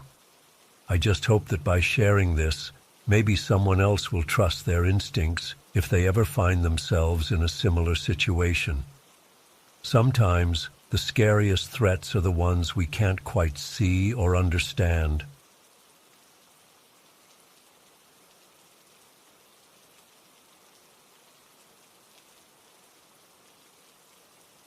The village seemed idyllic at first, nestled in a lush green valley, surrounded by mist-covered peaks. As I walked down the cobblestone streets, friendly faces greeted me from colorful doorways. Children played in the central plaza, while elderly women chatted on benches. I felt instantly welcomed. Maria and Carlos, the owners of the small guest house where I was staying, couldn't have been kinder. They showed me to a cozy room with hand-woven blankets and views of the mountains. Over dinner that first night, they regaled me with stories of village history and customs. I went to bed feeling fortunate to experience such an authentic slice of rural life. The next morning, I set out to explore. I wandered through the bustling market, admiring handcrafted goods and sampling local fruits. As I turned a corner, I locked eyes with an elderly man across the square. There was an unsettling intensity to his gaze that made me quickly look away. When I glanced back moments later, he was gone. I tried to shake off the uneasy feeling as I continued my walk, but as the day went on, I kept noticing the same man in different spots around the village. Each time, he seemed to be watching me intently. At first I thought it must be coincidence in such a small place, but the frequency of the encounters and the way his eyes bored into me left me deeply unsettled. That evening at dinner, I casually asked Maria about the man. "Oh, that's just old Emilio," she said with a wave of her hand. "He's harmless, just curious about visitors. Don't mind him." But something in her tone made me wonder if she was holding something back. I tossed and turned that night, unable to shake the feeling of being watched. The next day, I decided to hike up to some nearby ruins. As I rounded a bend in the trail, my heart nearly stopped. There was Emilio, sitting on a rock and staring right at me. How had he known where I was going? How had he gotten there before me? I mumbled a hasty greeting and practically ran back down the mountain. From that point on, Emilio seemed to be everywhere. No matter where I went in the village, he would appear, always silent, always watching. Sometimes I'd catch glimpses of him following me from a distance. Other times he'd suddenly materialize right in front of me. The constant surveillance was taking a serious toll on my nerves. I started spending more time in my room, but even there, I didn't feel safe. More than once, I was sure I saw a shadow pass by my window, even though I was on the second floor. I'd wake up at night to creaking floorboards outside my door. When I mentioned it to Carlos, he brushed it off, saying the old house just made noises sometimes. On my last night in the village, things came to a terrifying head. I was packing my bag when I heard slow, shuffling footsteps in the hallway. They stopped right outside my door. Then came a soft scratching sound, like someone trying to work the lock. My blood ran cold as I heard a raspy whisper, "I just want to see you." Panic overtook me. I wedged a chair under the doorknob and scrambled to the window, ready to jump if needed. "Go away," I shouted, my voice shaking. "Leave me alone." The scratching continued for what felt like hours. Finally, I heard the footsteps retreat. I didn't sleep a wink that night. As soon as it was light, I threw my things in my bag and raced downstairs. Maria and Carlos were in the kitchen and seemed startled by my appearance. With trembling hands, I told them what had happened. Their reaction chilled me to the bone. They exchanged a long look, then Carlos sighed heavily. "We were hoping it wouldn't happen again," he said quietly. It turned out I wasn't the first guest to have this experience. Over the years, several female travelers had reported similar encounters with Emilio, but he was a respected elder in the village, and no one wanted to believe he was capable of such behavior. They'd convinced themselves it was all misunderstandings or overactive imaginations. I was furious that they'd put me in danger like that.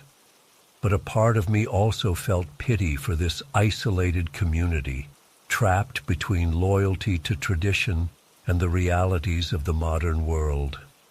As I waited for the bus that would take me far away from that place, I watched the villagers going about their morning routines. How many secrets and sins were hidden behind those picturesque facades? The experience left me shaken for a long time afterwards. I found myself constantly looking over my shoulder, jumping at shadows. It was months before I could sleep through the night without waking in a cold sweat, imagining those rasping whispers outside my door. Even now, years later, I'm haunted by unanswered questions. What did Emilio really want from me? Was he just a lonely old man with poor boundaries, or something far more sinister? How many other women had endured similar ordeals in that village? And how many other seemingly idyllic places harbor dark undercurrents that tourists never see? I still love to travel and explore new cultures, but that experience taught me to always trust my instincts, no matter how charming a place may seem on the surface. There are shadows lurking in even the most beautiful corners of the world, and sometimes the most dangerous predators are the ones hiding in plain sight, protected by the very community they prey upon. I often wonder if anything has changed in that village. Have they finally confronted the truth about Emilio? Or is he still there, watching and waiting for the next unsuspecting visitor? The thought makes my skin crawl. I can only hope that by sharing my story, I might spare someone else from going through what I did. Because some vacation memories aren't just unpleasant, they're the stuff of nightmares.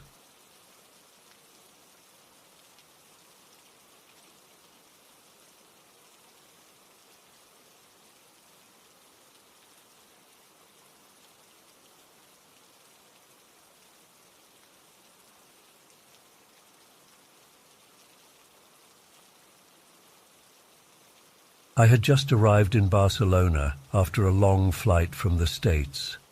Exhausted but eager to start my adventure, I made my way to the hostel I had booked in the Gothic Quarter. It seemed like a typical backpacker spot.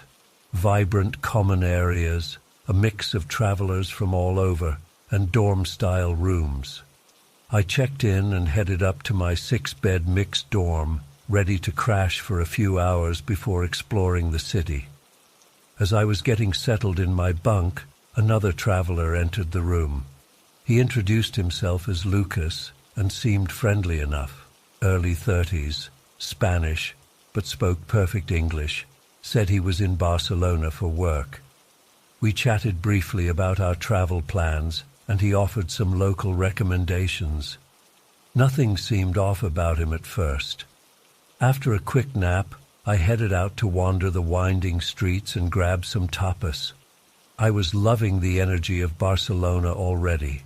When I returned to the hostel that evening, Lucas was in the common area and waved me over. He asked about my day, and we ended up talking for a while with some other travelers. It was a fun night, and I went to bed feeling good about my choice of hostel. The next morning is when things started to get weird. I had mentioned to Lucas that I planned to visit Park Güell, and when I arrived there, I was surprised to see him.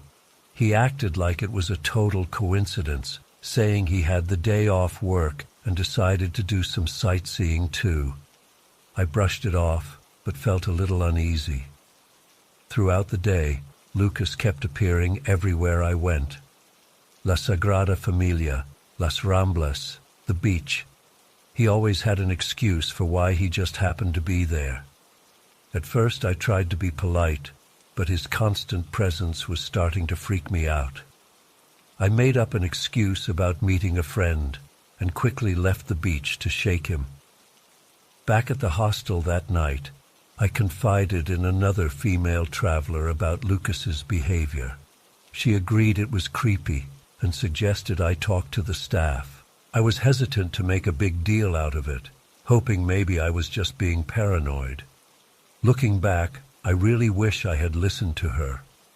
The next day, I intentionally didn't tell anyone my plans. I headed to Montjuic Castle first thing in the morning, relieved to finally have some alone time.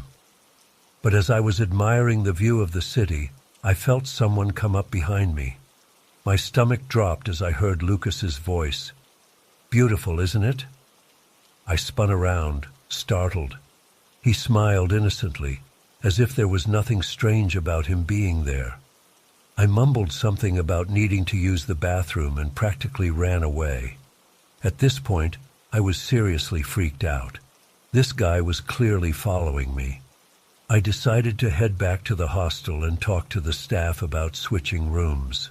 But when I got there, Lucas was already in our room.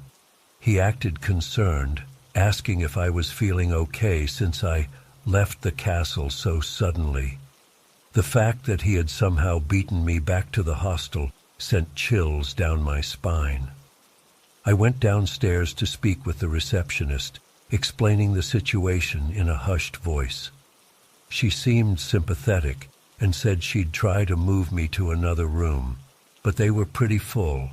She suggested I go out and enjoy my day, and she'd work on it. Not wanting to be in the hostel with Lucas, I decided to do just that. I spent the rest of the day on edge, constantly looking over my shoulder.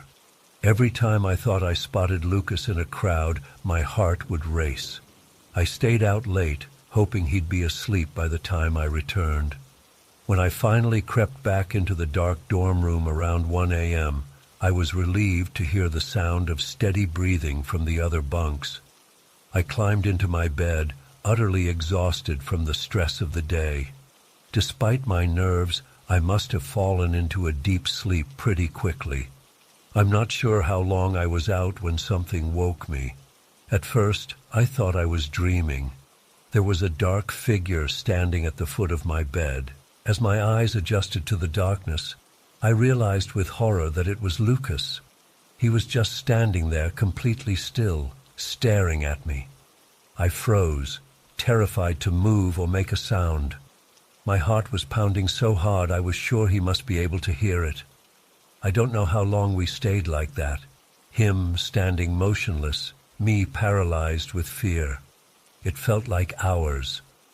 Eventually, I managed to reach for my phone, fumbling to turn on the flashlight. The sudden brightness startled Lucas, and he quickly moved away, climbing back into his own bunk. I lay there shaking, clutching my phone, until the first light of dawn started to creep through the window. As soon as I heard movement in the hostel, I grabbed my things and fled downstairs. The morning receptionist took one look at my pale, terrified face and immediately found me a single private room to move to. I spent the rest of my time in Barcelona barely leaving that room, only venturing out when absolutely necessary. I was jumpy and paranoid, convinced Lucas was lurking around every corner. When it was finally time to leave for my next destination, the relief I felt was overwhelming.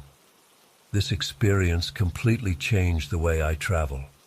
I used to love staying in hostels, meeting new people, and the sense of adventure that came with solo travel. Now, I'm hesitant to stay anywhere but private rooms or female-only dorms. I'm constantly on guard, suspicious of friendly strangers. The carefree spirit I once had while traveling has been replaced by a persistent undercurrent of fear. I've tried to rationalize what happened with Lucas. Maybe he was just socially awkward and didn't realize how creepy his behavior was. Maybe he had some sort of mental health issue. But the image of him standing there in the dark, silently watching me sleep, still haunts me. I'll never understand what his intentions were, and that's perhaps the most terrifying part of all. I know logically that most people aren't like Lucas, that most travelers are genuine and kind, but this experience shook me to my core. It's been years, and I still have nightmares about waking up to find someone standing over my bed.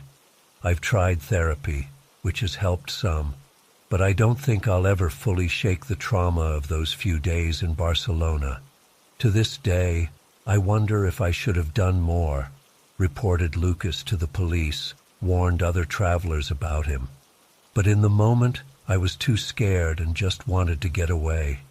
I hope by sharing my story, it might help other solo travelers stay vigilant and trust their instincts.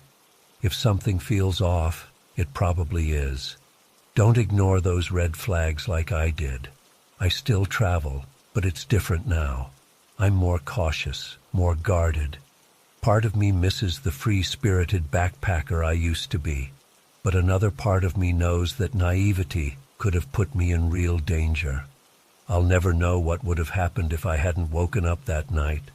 Sometimes I think about reaching out to that hostel to see if they ever had any other complaints about Lucas, but then I worry about stirring up those memories again. In the end, I'm just grateful I made it out of that situation safely. But the impact lingers, a constant reminder that sometimes the scariest monsters aren't the ones in movies or under the bed. They're the seemingly normal people who reveal their true nature when they think no one is watching. I'll never look at a hostel dorm the same way again.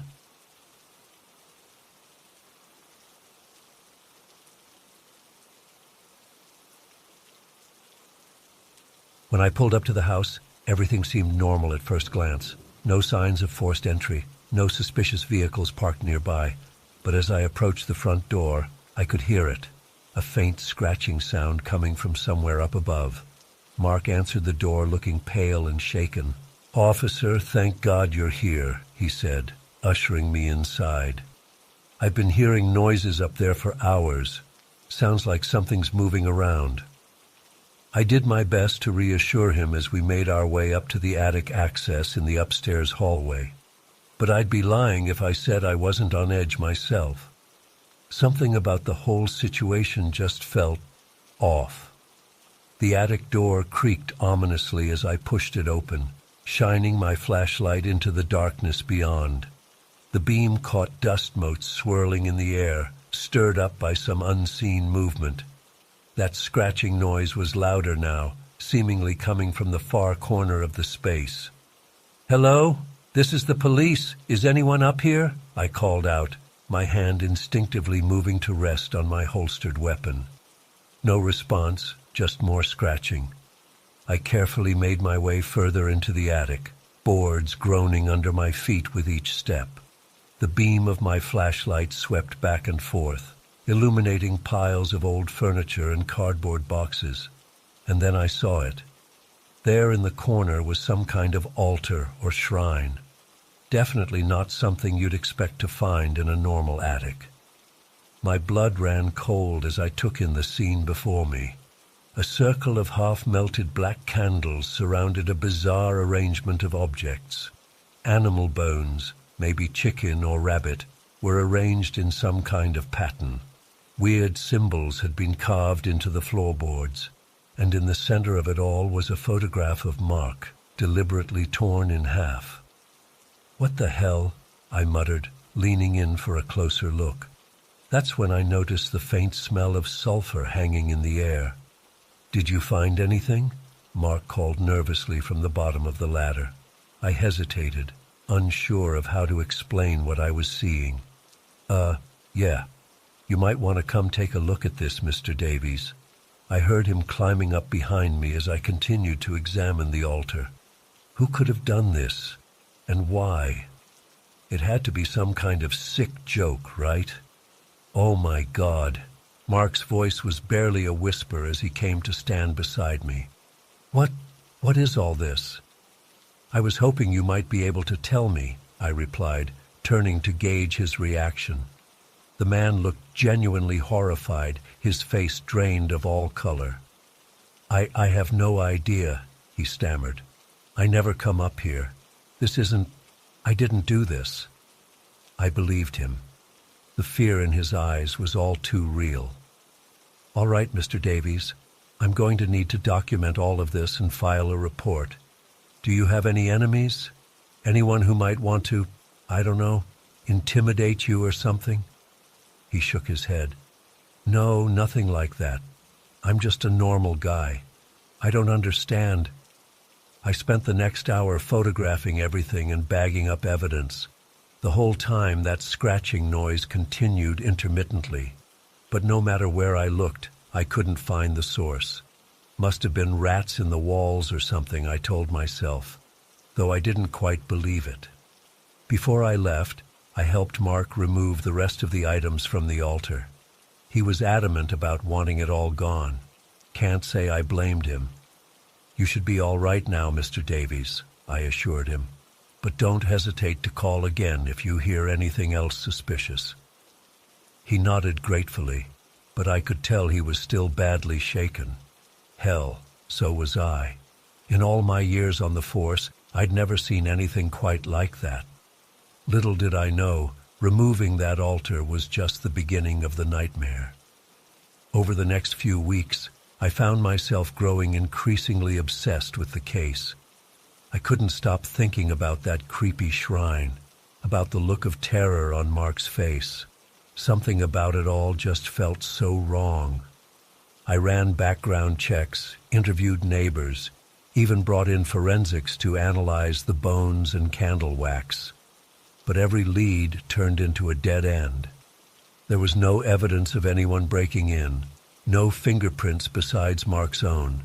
It was like the altar had just materialized out of thin air, and then things got even weirder. About 3 weeks after the incident, I got word that Mark had been admitted to the hospital. Apparently, he'd been experiencing extreme fatigue, dizzy spells, even blackouts. The doctors were stumped. All his tests came back normal, but his condition kept deteriorating. I went to visit him, hoping maybe he'd remembered something that could shed light on the mystery.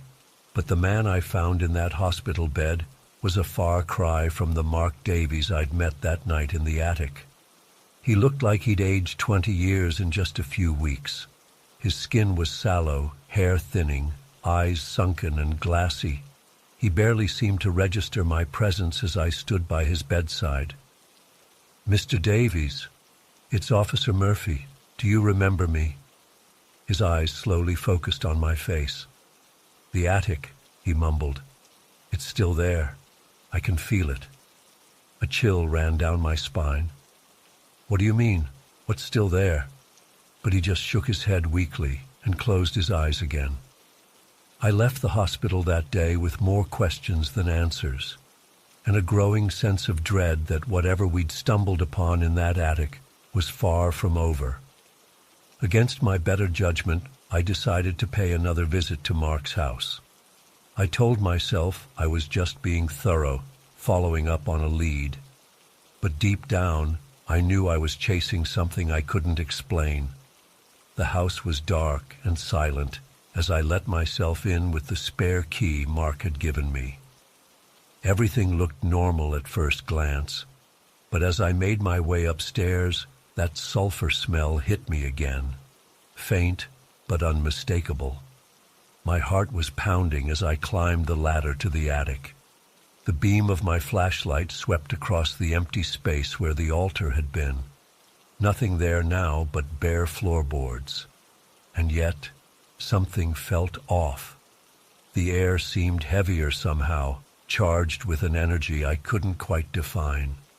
I found myself holding my breath, straining to hear any sound in the oppressive silence.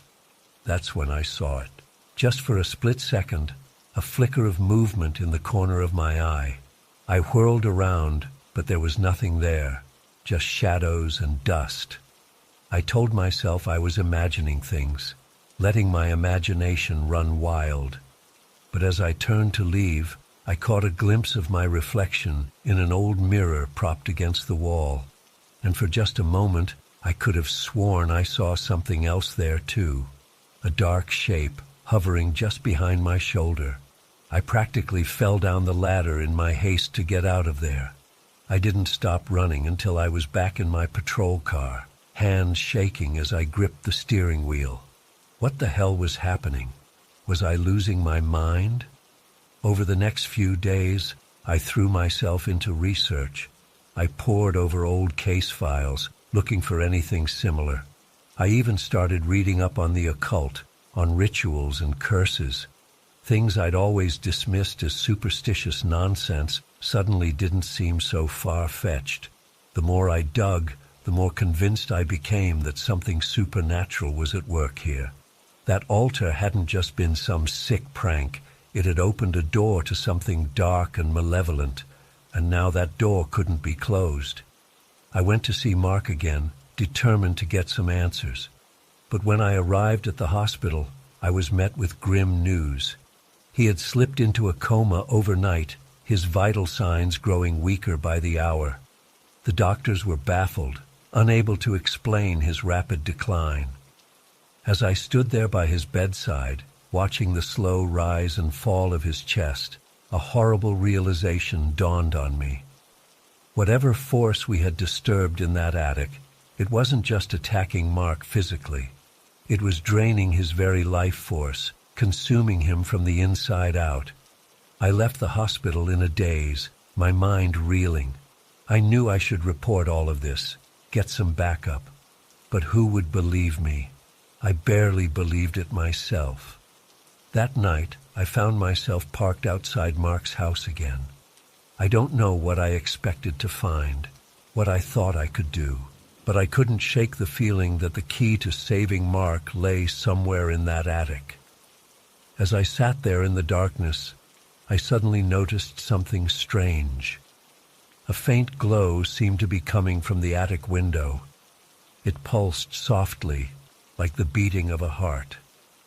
Without thinking, I got out of the car and approached the house. The front door swung open at my touch, as if inviting me in. That sulfur smell was overwhelming now, making my eyes water. I climbed the stairs in a trance-like state, drawn inexorably upward by some unseen force. The attic door stood open, warm light spilling out onto the landing. And there it was, the altar, reconstructed exactly as it had been that first night. The candles, the bones, the torn photograph.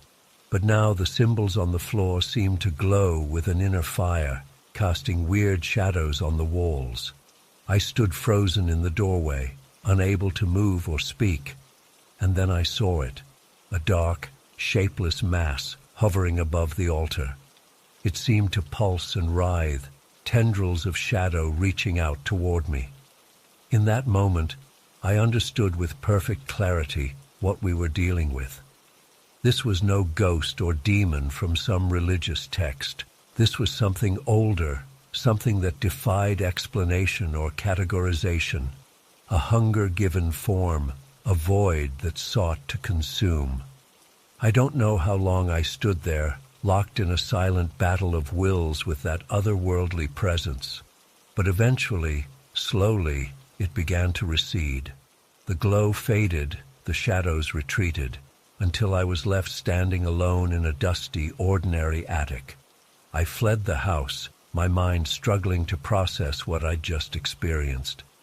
By the time I got back to my car, I had almost convinced myself it had all been some kind of stress-induced hallucination.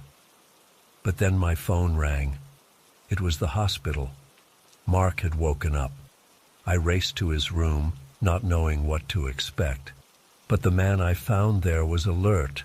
Color returned to his face. The doctors were calling it a miracle. "Officer Murphy," he said as I approached his bed.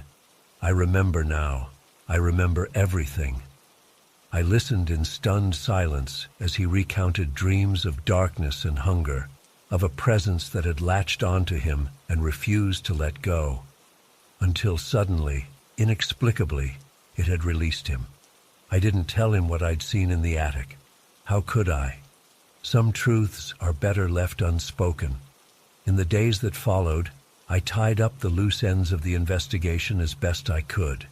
The official report cited an unknown intruder and temporary psychogenic illness as the cause of Mark's ordeal. I knew it was far from the whole truth, but it was all I could offer without sounding insane. Sometimes late at night, I find myself driving past that old house. I never see anything out of the ordinary, but I can't shake the feeling that something is watching me from that attic window, waiting, hungry. I don't know if we truly banished whatever presence had taken root there, or if it simply moved on to other hunting grounds. All I know is that I'll never look at the world quite the same way again.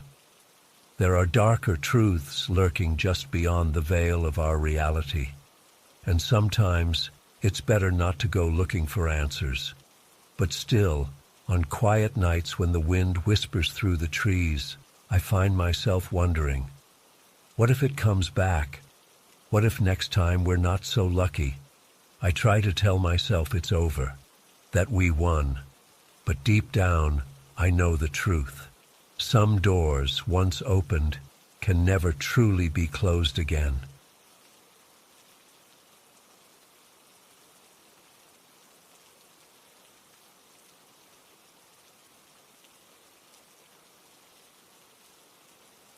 It started about a month ago. I'm a police officer in a small town, and we got a call from an elderly woman named Margaret. She was in her late 70s and lived alone since her husband passed away a few years back.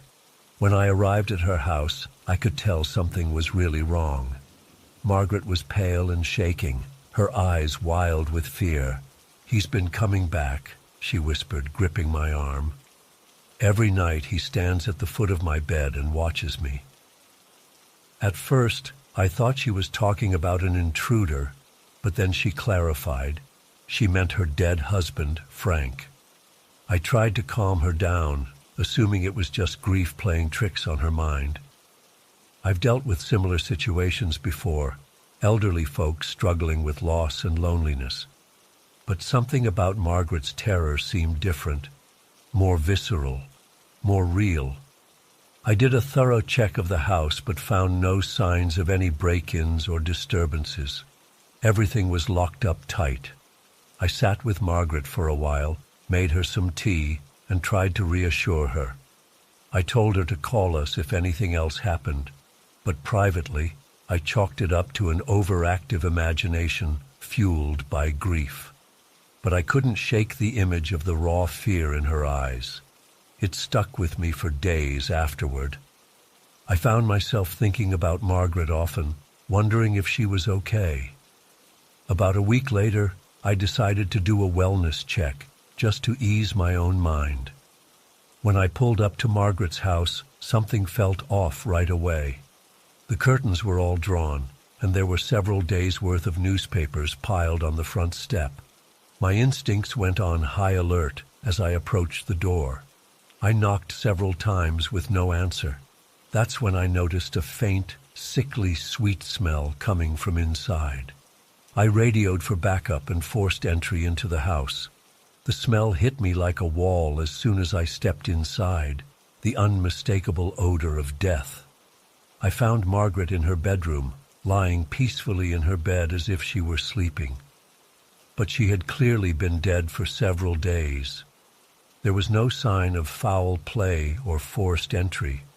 It looked like she had simply passed away in her sleep. But then I saw the note clutched in her hand. With shaking fingers, I pried it loose and read the words scrawled in Margaret's spidery handwriting. "He's coming for me now." A chill ran down my spine. I suddenly felt like I was being watched, though I was alone in the room. The air seemed to grow thick and heavy around me. I hurried out of there as fast as I could, calling it in as I went. The coroner ruled it death by natural causes, heart failure most likely. There was nothing suspicious from a medical standpoint, but I couldn't let it go. Those final words kept echoing in my head. What did she mean? Who was coming for her? A few days after we found Margaret, I went back to the house. I told myself I was just doing a final sweep before it was released to her family. But if I'm honest, I was looking for something, some explanation for the fear that had gripped that poor woman in her final days. The house was silent and still as I moved through it. Everything was exactly as we'd left it. But when I stepped into Margaret's bedroom, the atmosphere changed instantly. The air felt thick and oppressive, like trying to breathe underwater. The hairs on the back of my neck stood up.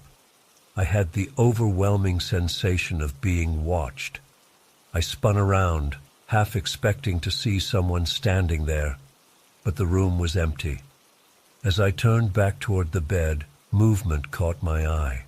I could have sworn I saw the indentation of someone sitting on the edge of the mattress, but it was gone in an instant.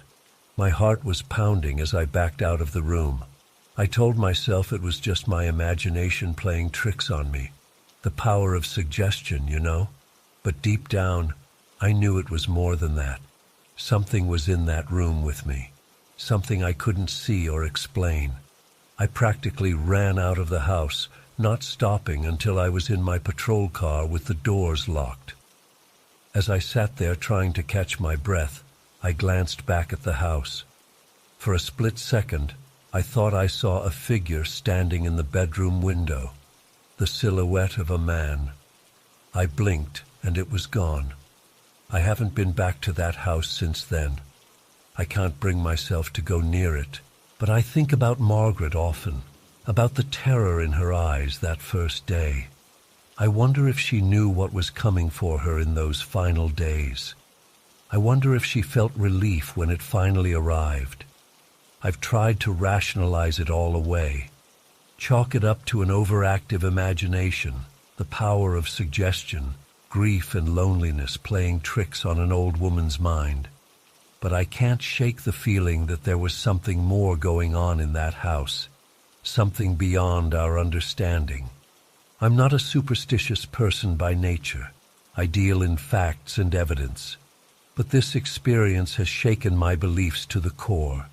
There are things in this world that can't be explained by logic or reason, things that exist in the shadows, just beyond our perception. I still wake up some nights in a cold sweat, my heart racing. In those moments between sleeping and waking, I could swear I see a figure standing at the foot of my bed, watching me. But when I blink, it's gone. I don't know if I'll ever be able to make sense of what happened to Margaret, but I know that I'll carry this experience with me for the rest of my life. It's changed the way I see the world and the way I approach my job. I'm more open now to the possibility that there are forces at work beyond our understanding. To anyone reading this who might be going through something similar, trust your instincts.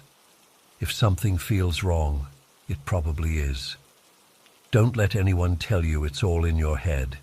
There are more things in heaven and earth than are dreamt of in our philosophy. As for me, I'm still trying to come to terms with what I experienced in that house. I don't know if I'll ever have answers, but I do know that I'll never forget the look in Margaret's eyes that day, or the chill I felt in that bedroom.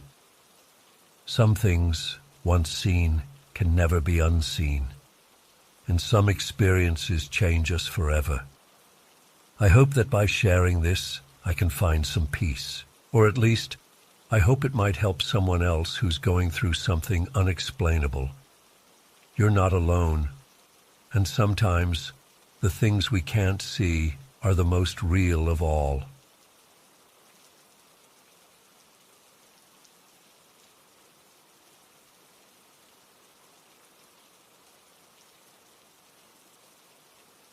It started out as a typical evening at the state penitentiary, where I've worked for the past 5 years. I clocked in at 8 p.m. for my usual 12-hour overnight shift. After changing into my uniform and grabbing a quick coffee from the break room, I made my way to the control room to relieve the day shift officer. "Anything I should know about?" I asked Jim as he was packing up his things. "Nah, pretty quiet day. Just keep an eye on Rodriguez in cell 14. He's been acting a bit agitated lately," Jim replied. I nodded and settled into the chair in front of the bank of security monitors. The control room gave a panoramic view of the entire prison through dozens of cameras. I started my routine scan of each cell block, making note of any unusual activity. Everything seemed normal at first. Most inmates were in their bunks already, with a few still milling about in the common areas. I focused my attention on the high-security wing in Block C, where we kept the more dangerous offenders. As I was watching the feed from Camera 12 in Block C, something caught my eye. A dark shape seemed to flit across the screen for just a split second. I blinked and leaned in closer to the monitor, but everything looked normal again. Must have just been my eyes playing tricks on me, I thought. But then I saw it again on camera 14, a vague human-shaped shadow moving swiftly between the cells. My heart rate picked up as I scanned the other cameras, trying to track this strange figure. It would appear briefly on one screen before vanishing, only to pop up moments later in a different part of the cell block. I rubbed my eyes, wondering if I was starting to hallucinate from lack of sleep. But no matter how many times I looked away and back again, the shadowy figure kept appearing. It moved with unnatural speed and fluidity, as if gliding rather than walking. "What the hell?" I muttered to myself. I picked up the radio to call one of the guards patrolling that area. "Johnson, you got eyes on anything unusual in Block C?" "Negative," came the crackled reply. "All quiet down here." "Why, what are you seeing?" I hesitated, not wanting to sound crazy. Nothing. Just thought I saw some movement on the cameras. Keep an eye out and let me know if you spot anything weird." 10-4, Johnson responded. For the next hour, I remained glued to the monitors, watching intently for any sign of the shadow figure. It continued to appear sporadically, always staying just out of focus. I couldn't make out any clear features. It was like a black silhouette that absorbed all light around it. The longer I watched, the more unsettled I became. This wasn't just some trick of the light or camera glitch. The figure moved with purpose, seeming to peer into each cell as it passed. What was it looking for? Around midnight, my radio crackled to life. It was Johnson again, sounding shaken. "Control. We've got multiple inmates reporting some kind of presence in their cells. They're saying they feel like they're being watched." A chill ran down my spine. "Copy that. What exactly are they saying?" "It's weird, man. They're all describing the same thing, a dark figure standing by their bunks just staring at them. And get this, they say it disappears as soon as they try to get a closer look. I thought they were just having some shared delusion, but I don't know. Something feels off down here." My mouth went dry as I processed Johnson's words. So the inmates were seeing it too. This was real. "All right, stay alert. I'm sending backup your way. Let me know if anything else happens." I dispatched 2 more guards to Block C, trying to keep my voice steady as I relayed the situation. Part of me wanted to dismiss this all as mass hysteria, but I couldn't shake the feeling of dread building in my gut. As the night wore on, reports kept coming in from increasingly panicked inmates. They described feeling an oppressive, malevolent presence in their cells. Some said they heard whispering voices. Others claimed their belongings had been moved around. I watched the cameras obsessively, my eyes straining to catch every flicker of movement.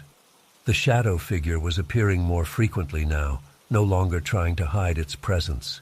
It drifted from cell to cell with inhuman grace, lingering longer at each one. By 3 a.m., the entire prison was in a state of high tension. Inmates were yelling and banging on their cell doors, begging to be let out. The guards were struggling to maintain order while dealing with their own fear and confusion.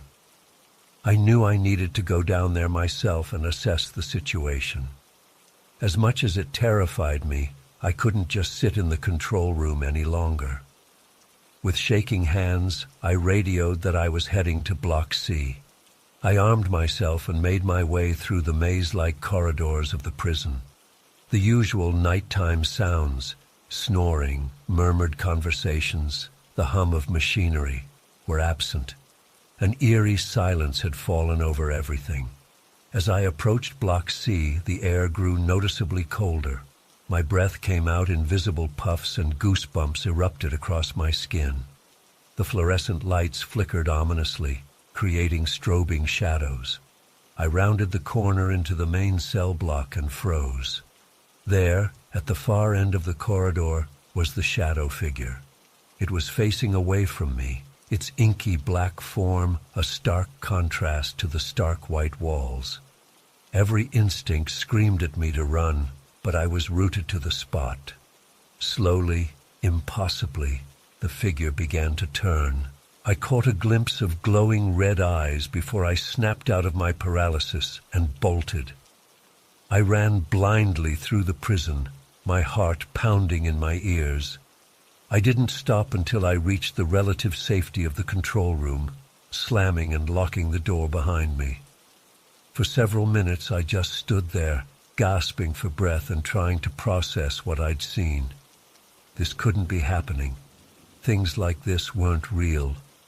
A movement on one of the monitors caught my attention. The shadow figure was there, right outside the control room door. Those blazing red eyes seemed to stare directly into the camera, directly at me. I scrambled backwards, knocking over my chair in the process. "Stay back!" I yelled, though I knew it was futile. The door handle began to rattle, slowly at first, then with increasing violence. I could hear an otherworldly shrieking coming from the other side, setting my teeth on edge. Just when I thought the door would burst open, everything went silent. The rattling stopped. The temperature returned to normal. I approached the monitors cautiously, scanning every angle of the prison. The shadow figure was gone. It had vanished as suddenly as it appeared, leaving no trace behind. When my shift ended at 8 a.m., I practically ran out of the prison. I spent the next few days in a daze, jumping at every shadow and barely sleeping. I've tried to convince myself it was all just an exhaustion-fueled hallucination. But deep down, I know what I saw was real. That thing, whatever it was, is still out there, and I'm terrified it will come back. Every night since then, I've woken up in a cold sweat, feeling those glowing red eyes watching me from the darkness. I don't know if I'll ever be able to shake this fear. All I know is that I'm never working the night shift again.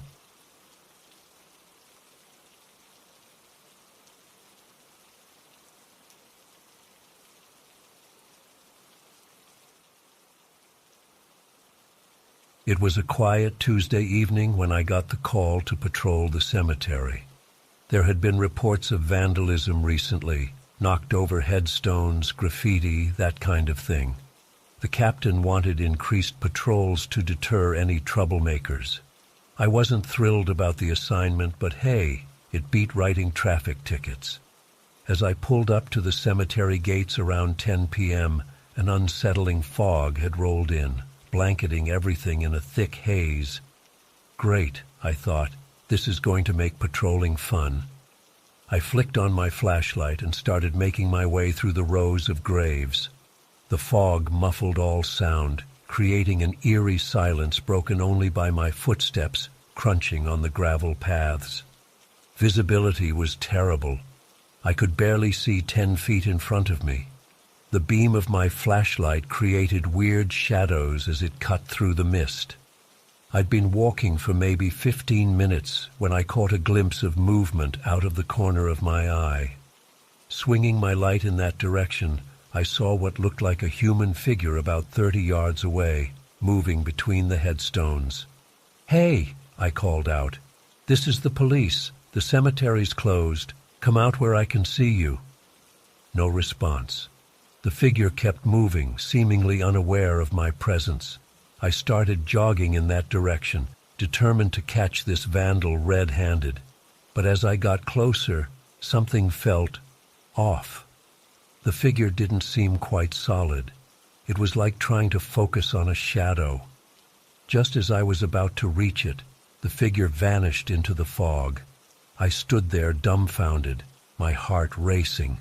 What the hell just happened? I must have imagined it, I tried to tell myself. The fog was playing tricks on my eyes. I took a deep breath and continued my patrol, but I couldn't shake the uneasy feeling in the pit of my stomach. The fog seemed to press in closer, and the silence felt oppressive.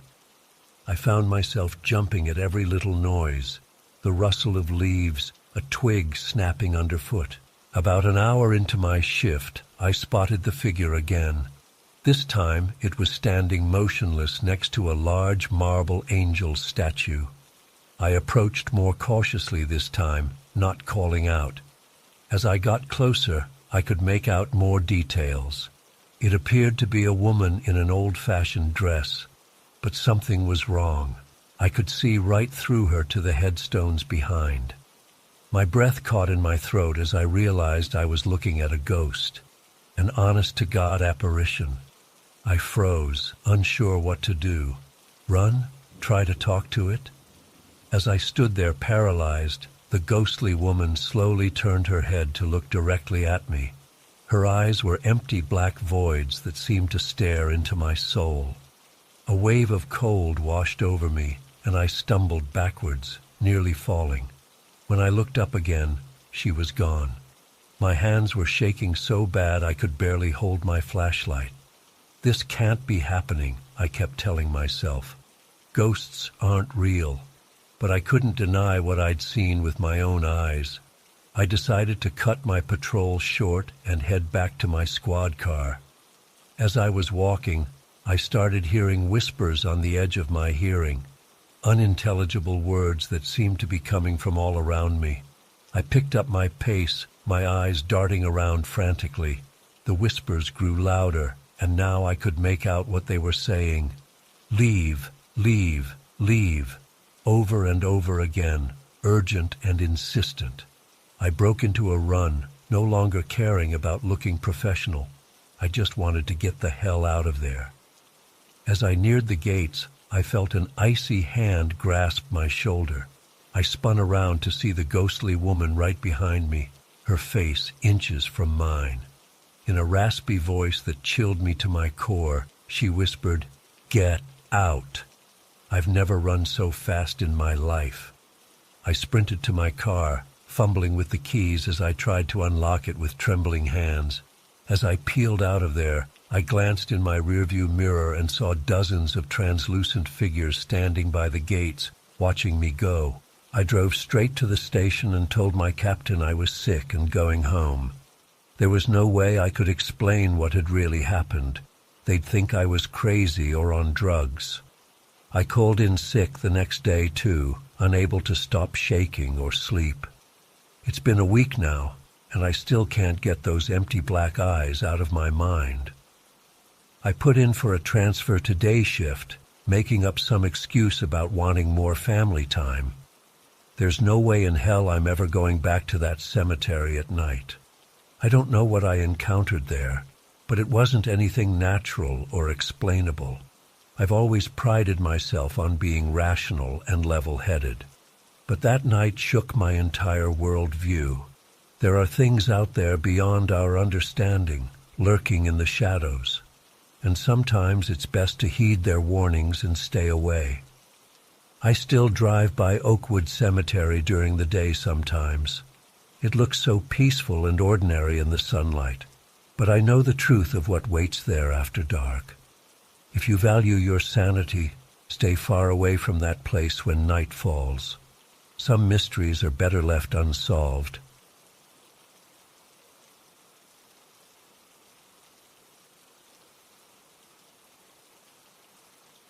The first few weeks were great. I set up my desk, computer, and drawing tablet, feeling inspired by the change of scenery. The basement had this old-world charm with its stone walls and wooden beams. There was even an antique full-length mirror propped against one wall, which I thought added a nice vintage touch to the space. I quickly settled into a routine, spending long hours working on projects in my new office. At first, everything was normal. But then, about a month in, I started noticing things. It was subtle at first, just a flicker of movement in the corner of my eye, always coming from the direction of that old mirror. I'd glance over, but there was never anything there. I tried to brush it off as my eyes playing tricks on me from staring at screens all day. But the uneasy feeling persisted and grew stronger. I found myself avoiding looking at the mirror altogether, keeping my eyes fixed on my work. One night, I was working late on a tight deadline. The basement was dead silent except for the hum of my computer. As I was hunched over my tablet, I suddenly felt like I was being watched. The hairs on the back of my neck stood up. Slowly, I turned to look at the mirror. What I saw made my blood run cold. There was a dark, shadowy figure reflected in the glass, standing right behind where I was sitting. But when I whirled around in my chair, there was nothing there. My heart was pounding as I looked back at the mirror. The figure was gone. I told myself I was just overtired and seeing things. But after that night, the occurrences became more frequent and intense. The shadowy figure would appear in the mirror when I wasn't looking directly at it, always seeming closer than the last time. Sometimes I'd catch a glimpse of it moving, as if it was pacing back and forth inside the mirror. I started dreading going down to the basement. My work began to suffer as I rushed through projects, not wanting to spend any more time down there than necessary. But I couldn't bring myself to tell anyone what was happening. Who would believe me? Then came the night that changed everything. I was working on a rush job, forcing myself to stay focused despite my growing unease. Suddenly, the temperature in the room plummeted. I could see my breath clouding in front of me. That's when I heard it, a faint scratching sound coming from the mirror. My entire body went rigid with fear. Slowly, I turned to look. The shadowy figure was there, closer to the surface of the mirror than ever before. As I watched in horror, a hand pressed against the glass from the inside. It wasn't a normal hand. It was dark and misshapen, with long, claw-like fingers. I stumbled backwards, knocking over my chair. The hand dragged downwards, leaving behind a viscous black smear. Then it vanished, along with the figure. But the handprint remained, stark against the old mirror's surface. I ran out of there so fast I nearly fell up the stairs. I spent the rest of the night huddled in my bedroom, lights blazing, unable to sleep. The next morning, I called my friend Daniel in a panic and begged him to come over. When Daniel arrived, I babbled out the whole story. To his credit, he didn't laugh or tell me I was crazy. He just listened with growing concern. When I showed him the mirror, his face went pale. The handprint was still there. "We need to get rid of this thing," he said grimly. "Now." We wrapped the mirror in blankets and hauled it out to Daniel's truck. The whole time, I felt like something was trying to claw its way out of the bundle. We drove it to a remote area and dumped it in a ravine, shattering the glass for good measure. I thought that would be the end of it. I was wrong. Even with the mirror gone, I couldn't shake the feeling that something was still in the basement. I tried to work up there, but the sense of a malevolent presence was overwhelming. Sometimes I'd hear faint whispers or scratching sounds coming from the corners of the room. I've since moved my office upstairs, and I avoid the basement entirely now. But late at night, I still hear things moving down there. Footsteps, whispers, the sound of something dragging across the floor. I'm writing this because I don't know what else to do.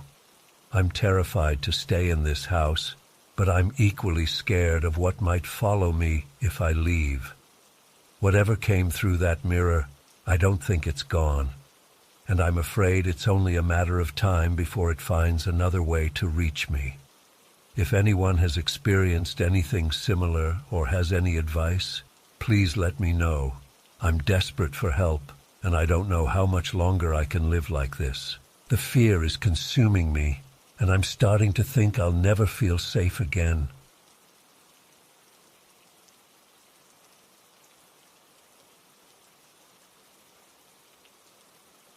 I had just gotten my license a few months prior and was eager to prove myself at the agency. When my boss asked if I'd be willing to do a solo inspection of an old property we'd recently acquired, I jumped at the opportunity. He warned me the place had been vacant for years and was in rough shape, but I wasn't deterred. This was my chance to show initiative. The drive out to Willow Creek took about an hour. As I pulled up the long, overgrown driveway, I got my first glimpse of the mansion looming ahead. Even in broad daylight, there was something unsettling about its dilapidated facade. Paint peeling, windows boarded up, vines creeping up the walls. A far cry from its former glory days, no doubt. I parked and grabbed my clipboard, doing my best to quell the uneasy feeling in my stomach. It's just an old house, I told myself. Nothing to be afraid of. But as I approached the front door, fumbling with the ancient key I'd been given, I couldn't shake the sense that I was being watched.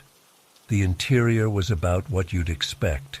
Dusty, cobweb-covered, musty-smelling. I systematically made my way through each room on the ground floor, taking notes and snapping photos. So far, nothing too out of the ordinary. Just your typical abandoned mansion falling into disrepair. It wasn't until I reached the basement stairs that things started to feel off. The temperature seemed to drop with each step down. My footsteps echoed ominously in the stillness. At the bottom, I fumbled for the light switch, my fingers trembling slightly. When the single bare bulb flickered to life, I let out an involuntary gasp. The basement was enormous, stretching out further than I would have expected. Rows of shelving units lined the walls, covered in a thick layer of dust and filled with all manner of strange objects. Old medical equipment, jars of unidentifiable substances, piles of yellowed papers. But what caught my eye was a door on the far wall that didn't match the others. It was made of heavy metal with an intricate locking mechanism. Curiosity got the better of me. I made my way across the basement, my shoes leaving tracks in the dust. Up close, I could see that the door had deep scratches marring its surface. My hands shook as I tried the handle, fully expecting it to be locked. To my surprise, it swung open with an eerie creak. Beyond was a narrow staircase leading even further down. Every instinct screamed at me to turn back, to get out of there. But some morbid fascination propelled me forward. The stairs seemed to go on forever, twisting deeper underground. The air grew thick and damp. Finally, I reached another door at the bottom. This one was slightly ajar. Heart pounding, I pushed it open. The room beyond was small and circular, lit only by the beam of my flashlight. The walls were bare concrete, stained with what looked disturbingly like old bloodstains. But it was the object in the center of the room that made my blood run cold, a single metal bed frame equipped with heavy leather restraints. I stumbled backward, my mind reeling. What the hell was this place? What kind of sick experiments had gone on down here? I needed to get out, to call the police, to tell someone what I'd found. But as I turned to flee, I heard it. Footsteps, coming from above me, in the main basement. Slow, deliberate footsteps that didn't sound like they belonged to any living person. Panic seized me. I sprinted up the stairs, taking them two at a time. But when I reached the metal door at the top, my heart sank. It had swung shut behind me. I yanked on the handle, but it wouldn't budge. I was locked in. The footsteps were getting closer. I pounded on the door, screaming for help. Tears streamed down my face as I realized the hopelessness of my situation. No one knew I was here. No one would hear me. And then, impossibly, the footsteps were right outside the door. I held my breath, pressing myself against the wall. There was a long moment of silence, broken only by my racing heartbeat. Then a voice spoke, a voice that sounded ancient and inhuman. "We've been waiting for you," it rasped. "It's time to come home." I must have blacked out then, because the next thing I remember is waking up to the sounds of sirens and voices calling my name. Apparently, when I didn't check in, my boss got worried and called the police. They found me huddled in a corner of the basement, babbling incoherently. The official story is that a homeless man had been squatting in the basement, and I got spooked. They even caught the guy a few days later, but that doesn't explain the hidden room or the voices I heard. To this day, I can't shake the feeling that something truly evil was in that house, something that was waiting for me. I quit my job at the agency shortly after. I couldn't bear the thought of ever setting foot in another abandoned building. Some nights I still wake up in a cold sweat, hearing that raspy voice telling me it's time to come home. And I wonder, what if they're still waiting for me?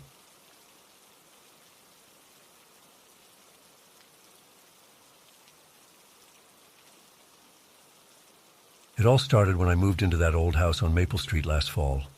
I'd just gotten a job as a kindergarten teacher at the local elementary school, and I was excited for a fresh start in a new town. The house seemed perfect, charming, affordable, and conveniently located. I should have known it was too good to be true. The first few weeks were uneventful as I settled in and focused on getting my classroom ready for the new school year. But then one night in early September, I heard it for the first time, a faint crying sound coming from somewhere in the house. At first I thought it must be a neighbor's baby, or maybe just the wind. But as I listened more closely, I realized it was coming from inside. My blood ran cold as I followed the sound downstairs. It seemed to be emanating from the basement door. I'd barely been down there since moving in. It was dark and musty and gave me the creeps. But the crying sounded so real, so desperate. What if a child had somehow gotten trapped down there? With shaking hands, I opened the door and peered down the rickety wooden stairs. The crying got louder, echoing off the concrete walls. "Hello?" I called out. "Is someone down there?" No response, just more sobbing. I flipped on the light switch and slowly made my way down, my heart pounding. The basement was empty aside from some old boxes and cobwebs. I searched every corner, but there was no sign of anyone. And yet the crying continued, seeming to come from all around me. Thoroughly freaked out, I ran back upstairs and slammed the door. I tried to rationalize it. Maybe it was just the pipes or the house settling. Old houses make weird noises, right? But deep down, I knew this was something different. Something was very wrong. Over the next few days, I did my best to ignore it. I threw myself into work, staying late at school to grade papers and plan lessons. But every night when I got home, the crying would start up again. Sometimes it was just quiet whimpering. Other times it was full-on wailing that made my skin crawl. I couldn't sleep. I couldn't focus. My students started asking if I was feeling okay because I looked so tired and jumpy all the time. I thought about calling the police, but what would I even say? "Officer, I keep hearing a ghost baby crying in my basement." They'd think I was crazy. After a particularly bad night of endless crying, I decided I had to investigate further. I armed myself with a flashlight and slowly made my way down to the basement again. This time, I was determined to find the source. As I shone my light around, I noticed something I hadn't seen before, a dark stain on one of the walls about the size of a dinner plate. When I got closer, I realized it wasn't just a stain. The wall seemed to be moving, pulsing almost, and as I stared at it in horror, I swear I could hear whispering coming from inside the wall. I stumbled backwards, my flashlight clattering to the ground. The crying reached a fever pitch, and now it really did sound like it was coming from inside the walls. I ran upstairs in a panic, slamming and locking the basement door behind me.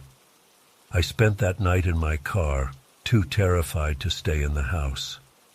The next day, I called in sick to work and started frantically packing my things. I didn't care about breaking my lease or finding a new place. I just knew I had to get out of there immediately.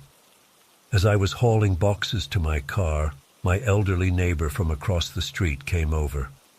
"Moving out already?" she asked. "Such a shame. This house has so much history." I hesitated, then decided to ask her if she knew anything about the property's past. She looked uncomfortable and lowered her voice.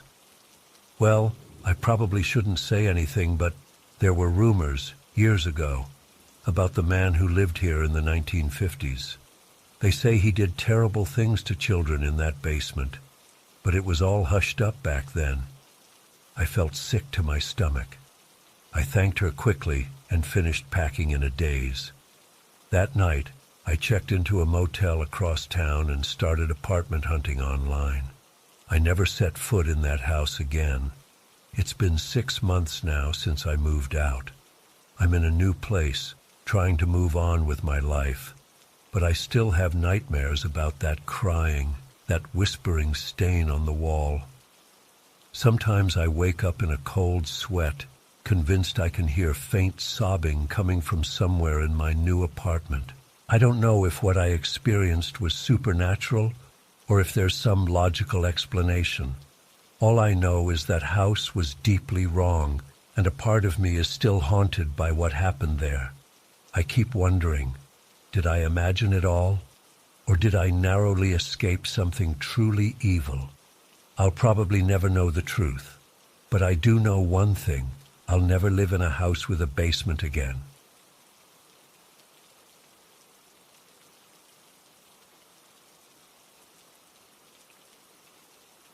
It was around 2 a.m., and the ER was surprisingly quiet. I was doing my usual rounds checking on patients when I decided to stop by the room of Mr. Peterson. He'd been in a coma for 2 weeks after a severe car accident, with little hope of recovery. His family had been by his side constantly, but that night they had finally gone home to rest.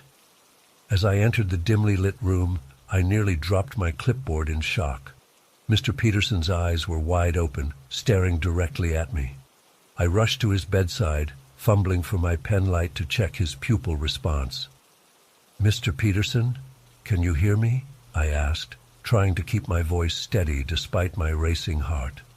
To my utter amazement, he slowly turned his head towards me and spoke in a raspy whisper. "Someone is leaving us tonight." I felt a chill run down my spine. His words were clear and deliberate, not the confused mumbling you might expect from someone just waking from a coma. Before I could respond, his eyes fluttered closed, and he seemed to slip back into unconsciousness. I immediately paged the on-call neurologist and ordered a battery of tests. For the rest of my shift, I found myself constantly checking back on Mr. Peterson, but he remained unresponsive. I couldn't shake the eerie feeling his words had left me with. As my shift was ending around 7 a.m., I was writing up my notes when one of the nurses burst into the doctor's lounge, looking pale and shaken. "Dr. Johnson, Mrs. Ramirez in 305 just passed away," she said, her voice trembling slightly. I felt my blood run cold. Room 305 was right next to Mr. Peterson's. Mrs. Ramirez had been recovering from a routine hip surgery and was due to be discharged in a few days. There had been no indication that her condition was critical. "What happened?" I asked, trying to keep my voice level. The nurse shook her head. It was so sudden. Her vitals were stable all night, but around 2:15 a.m. she went into cardiac arrest. We tried everything, but we couldn't save her. 2:15 a.m., just minutes after Mr. Peterson had spoken to me. The coincidence was too stark to ignore. I spent the next few days in a daze, unable to shake the feeling that I had witnessed something beyond rational explanation. I pored over Mr. Peterson's charts and test results, looking for any medical reason for his brief moment of lucidity, but found nothing. He had slipped back into his coma and showed no signs of waking again. I debated whether to mention the incident in my official report. In the end, I decided against it, fearing it would damage my professional reputation. But I couldn't stop thinking about it. Over the next few weeks, I found myself spending more and more time in Mr. Peterson's room during my shifts. I'd sit there, watching his monitors, half hoping and half dreading that he might wake up again and offer some explanation for what had happened. One night, about a month after the incident, I was sitting by Mr. Peterson's bed, absently flipping through his chart. The room was quiet, except for the steady beep of the heart monitor. Suddenly I felt a change in the air, like a shift in atmospheric pressure. I looked up to see Mr. Peterson's eyes open once again, staring at the ceiling. My heart pounding, I leaned in close. "Mr. Peterson, can you hear me?" Slowly, his eyes focused on me. His lips moved, and I had to strain to hear his whispered words. "They're waiting." "Who's waiting?" I asked, my voice barely above a whisper. "Mr. Peterson, what do you mean?" But his eyes had already closed and the monitors showed no change in his condition. He was back in his coma, as if he had never stirred. I sat there for a long time, trying to make sense of what had just happened. Was Mr. Peterson somehow connected to the world beyond life and death? Or was this all just a series of coincidences, coupled with my own stressed and sleep-deprived mind? In the days that followed, I found myself jumping at every code blue, half expecting to find another inexplicable death. I started paying more attention to the patients near Mr. Peterson's room, wondering if any of them might be next to leave us. I knew I was letting this obsession affect my work, but I couldn't help it. I started researching near-death experiences, looking for any scientific explanation for what I had witnessed. I even reached out to a few colleagues, carefully omitting specific details, to see if they had ever experienced anything similar. Most of them brushed it off as stress-induced hallucinations or simple coincidence. But I knew what I had seen and heard. The memory of Mr. Peterson's eyes, suddenly alert and filled with an otherworldly knowledge, haunted my dreams. About 2 months after the initial incident, I was working another night shift. It had been a busy night, and I was exhausted. As I was heading to the break room for some much-needed coffee, I felt a sudden, inexplicable urge to check on Mr. Peterson. As I approached his room, I noticed something was different. The usual soft beeping of the heart monitor was absent. With a sense of dread, I pushed open the door. Mr. Peterson's bed was empty. For a moment, I stood there in shock, wondering if I had somehow entered the wrong room. Then I noticed a nurse standing by the window, looking out into the night. "Where's Mr. Peterson?" I asked, my voice sounding strangely distant to my own ears. The nurse turned to me, her eyes glistening with unshed tears. "He passed away about an hour ago, Doctor. It was very peaceful. One moment he was here, and the next, I felt as if the floor had dropped out from under me. Did he say anything? Before he—" The nurse shook her head. "No, he never regained consciousness. But—" She hesitated, then continued. "It's probably nothing, but right before his heart stopped, all the lights in the room flickered, and I could have sworn I felt a breeze, even though the window was closed." I nodded numbly, unable to form words. As I turned to leave the room, I caught a glimpse of my reflection in the darkened window. For a split second, I thought I saw Mr. Peterson standing behind me, a serene smile on his face. I whirled around, but of course, there was nothing there. In the weeks and months that followed, I found myself questioning everything I thought I knew about life, death, and the nature of consciousness. I became more attuned to the subtle rhythms of the hospital, the ebb and flow of life and death that occurred within its walls every day. I never experienced anything quite like those encounters with Mr. Peterson again, but the memory of those nights has stayed with me, a constant reminder that there are things in this world that defy our understanding. Sometimes, late at night when the hospital is quiet, I find myself pausing outside room 303, half expecting to hear Mr. Peterson's whispered predictions.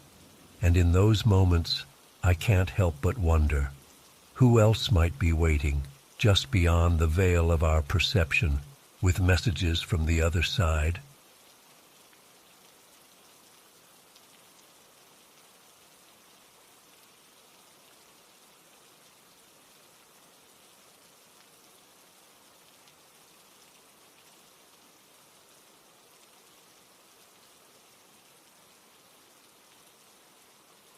I checked in on a Tuesday afternoon for my surgery scheduled the next morning. The nurses got me settled into my room, a standard double with 2 beds, though I didn't have a roommate at the time. Everything seemed normal as I tried to relax and prepare myself mentally for the procedure. As night fell, the hospital grew quiet. I dozed off and on, a bit anxious about the surgery, but overall feeling okay. Around 2:30 a.m., I woke up needing to use the bathroom. As I was heading back to bed, I noticed something odd, a dark shadow visible in the narrow gap under my door. At first I thought it was just a trick of the light, but as I stared, it seemed to move slightly, as if someone was standing right outside. My heart started racing. Who would be lurking outside my room in the middle of the night? I told myself it was probably just a nurse doing rounds, but something about it felt wrong. The shadow remained completely still for what felt like several minutes. Then, ever so slowly, it seemed to lean in closer to the door, like someone peering in. I was frozen in fear, hardly daring to breathe. Suddenly, the shadow retreated and disappeared. I let out a shaky breath, unsure if I had imagined the whole thing in my sleepy, anxious state. I checked the time, 3:05 a.m. Eventually I managed to fall back asleep, chalking it up to pre-surgery jitters. The next day passed in a blur of nurses, doctors, and recovery from the anesthesia. By that evening I was groggy but feeling all right, glad the surgery was behind me. As night fell again, I found myself growing inexplicably anxious. I tried to shake it off, but couldn't help glancing at the door every few minutes. Sure enough, at 2:55 a.m., I jolted awake with a sense of dread. My eyes were immediately drawn to the gap under the door. At first, nothing.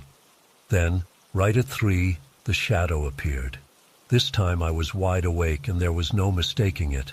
A dark, person-shaped shadow, unnaturally black against the dim hallway light. It stood motionless for several long moments. Then, to my horror, I saw what looked like fingers curling around the edge of the door, as if testing it. I wanted to scream for help, but terror had paralyzed me. Just as I thought the door might open, the shadow and the hand abruptly vanished. I lay there shaking, my heart pounding so hard I thought it might burst. What the hell was going on in this hospital? The next morning, still rattled, I tried to casually ask my nurse if there had been any disturbances in the night. She assured me everything had been quiet as usual. I wanted to tell her what I'd seen, but was afraid of sounding crazy. Instead, I asked if I could be moved to a different room, making up an excuse about noise from the hallway. She said they were full up, but offered to close my door at night if that would help. I agreed, though I doubted a closed door would stop whatever I'd seen. That afternoon, they moved another patient into the second bed in my room, an elderly man named Mr. Wilkes. He seemed nice enough, though a bit confused at times. As we chatted, I casually brought up strange noises in the hospital at night. To my shock, his eyes went wide and he leaned in close. "You've seen it too, haven't you?" he whispered. The shadow under the door? A chill ran down my spine. You mean? He nodded gravely. Every night around 3 a.m. Been seeing it since I got here last week. Thought I was losing my mind. I felt a mix of relief and dread.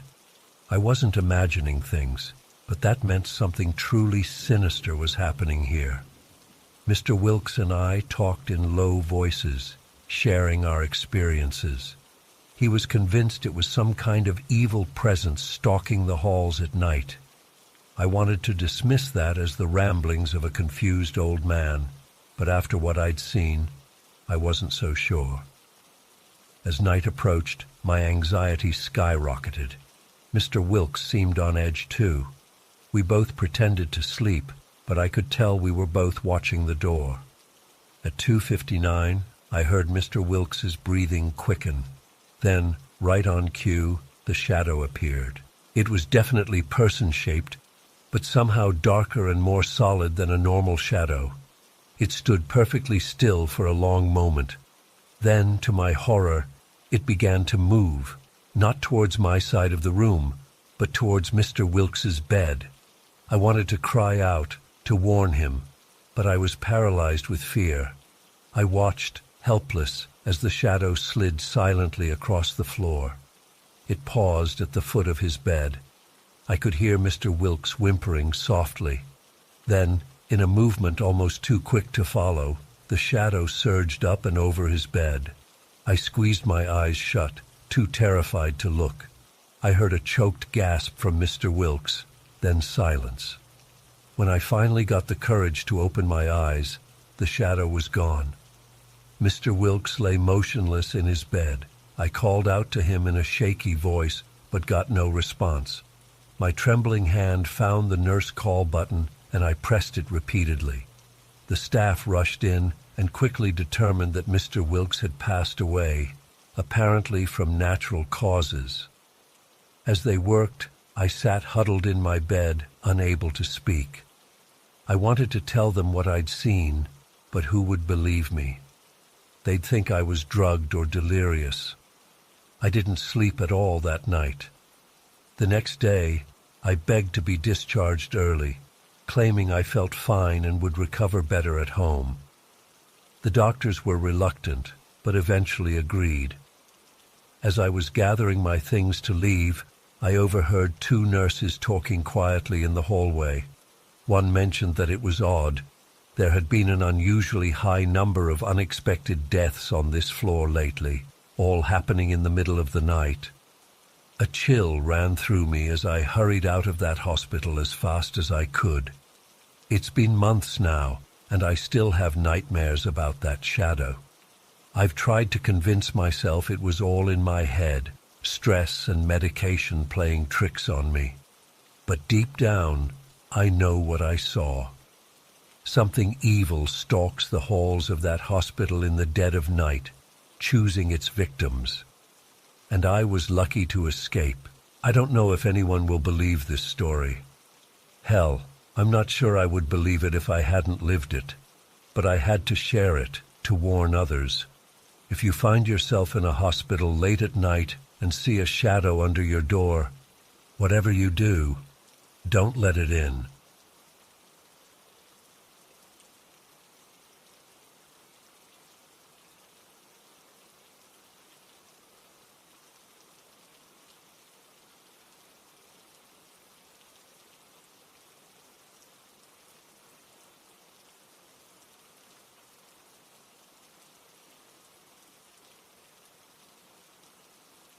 It was a typical Tuesday night in late October.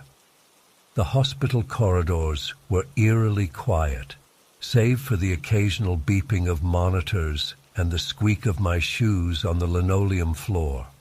I was making my usual rounds, checking on the patients in the long-term care ward.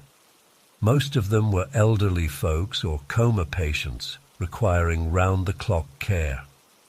As I approached room 237, I glanced at my watch, 2:17 a.m. I pushed open the door, clipboard in hand, ready to check on Mr. Connors. He had been in a coma for nearly 6 months following a severe stroke. His vitals were always stable, but there had been no signs of improvement or deterioration, just the steady rhythm of machines keeping him alive. I entered the dimly lit room, the soft glow of monitors casting shadows on the walls. Mr. Connors lay motionless as always, his chest rising and falling with mechanical precision thanks to the ventilator. I began my routine checks, noting his blood pressure and oxygen levels on the chart. Suddenly, I felt a chill run down my spine. The hairs on the back of my neck stood up, and I had the overwhelming sensation that someone was watching me. I slowly turned towards Mr. Connors, and my heart nearly stopped. His eyes were open, staring directly at me. I froze, unable to process what I was seeing. This man hadn't shown any signs of consciousness in months, yet here he was, looking right at me with startling clarity in his gaze. I fumbled for the call button, my hands shaking uncontrollably. Before I could press it, Mr. Connors spoke. His voice was barely above a whisper, raspy from disuse, but I heard every word with crystal clarity. "He's coming to get me." A wave of goosebumps washed over me. I wanted to run, to scream, to do something, but I was rooted to the spot. Mr. Connors continued to stare at me, his eyes wide with what looked like a mixture of fear and anticipation. Who's coming, Mr. Connors?" I managed to stammer out. He didn't respond. Instead, his eyes slowly closed, and he slipped back into unconsciousness as if nothing had happened. The monitors showed no change in his vitals. It was as if he had never woken up at all. I stumbled out of the room, my mind reeling. I immediately reported the incident to Dr. Sharma, the on-call physician. He seemed skeptical, but agreed to run some tests in the morning. I spent the rest of my shift on edge, jumping at every little noise and constantly checking on Mr. Connors. He remained unresponsive. The next few days passed in a blur. The tests showed no change in Mr. Connors' condition, and my colleagues gently suggested that perhaps I had imagined the whole thing due to stress and lack of sleep. I began to doubt myself, wondering if I had dozed off and dreamed the entire incident. But then, exactly 1 week after that night, everything changed. I was working another night shift. It was around 3 a.m. when the power in the hospital flickered briefly. We were used to occasional outages, so I didn't think much of it at first. But then I noticed something odd. The security cameras in the hallway had gone dark. A sense of unease crept over me as I made my way to Mr. Connors' room. As I approached, I saw a tall figure dressed in dark clothing slip out of the room and hurry down the hallway. I called out, but they didn't stop.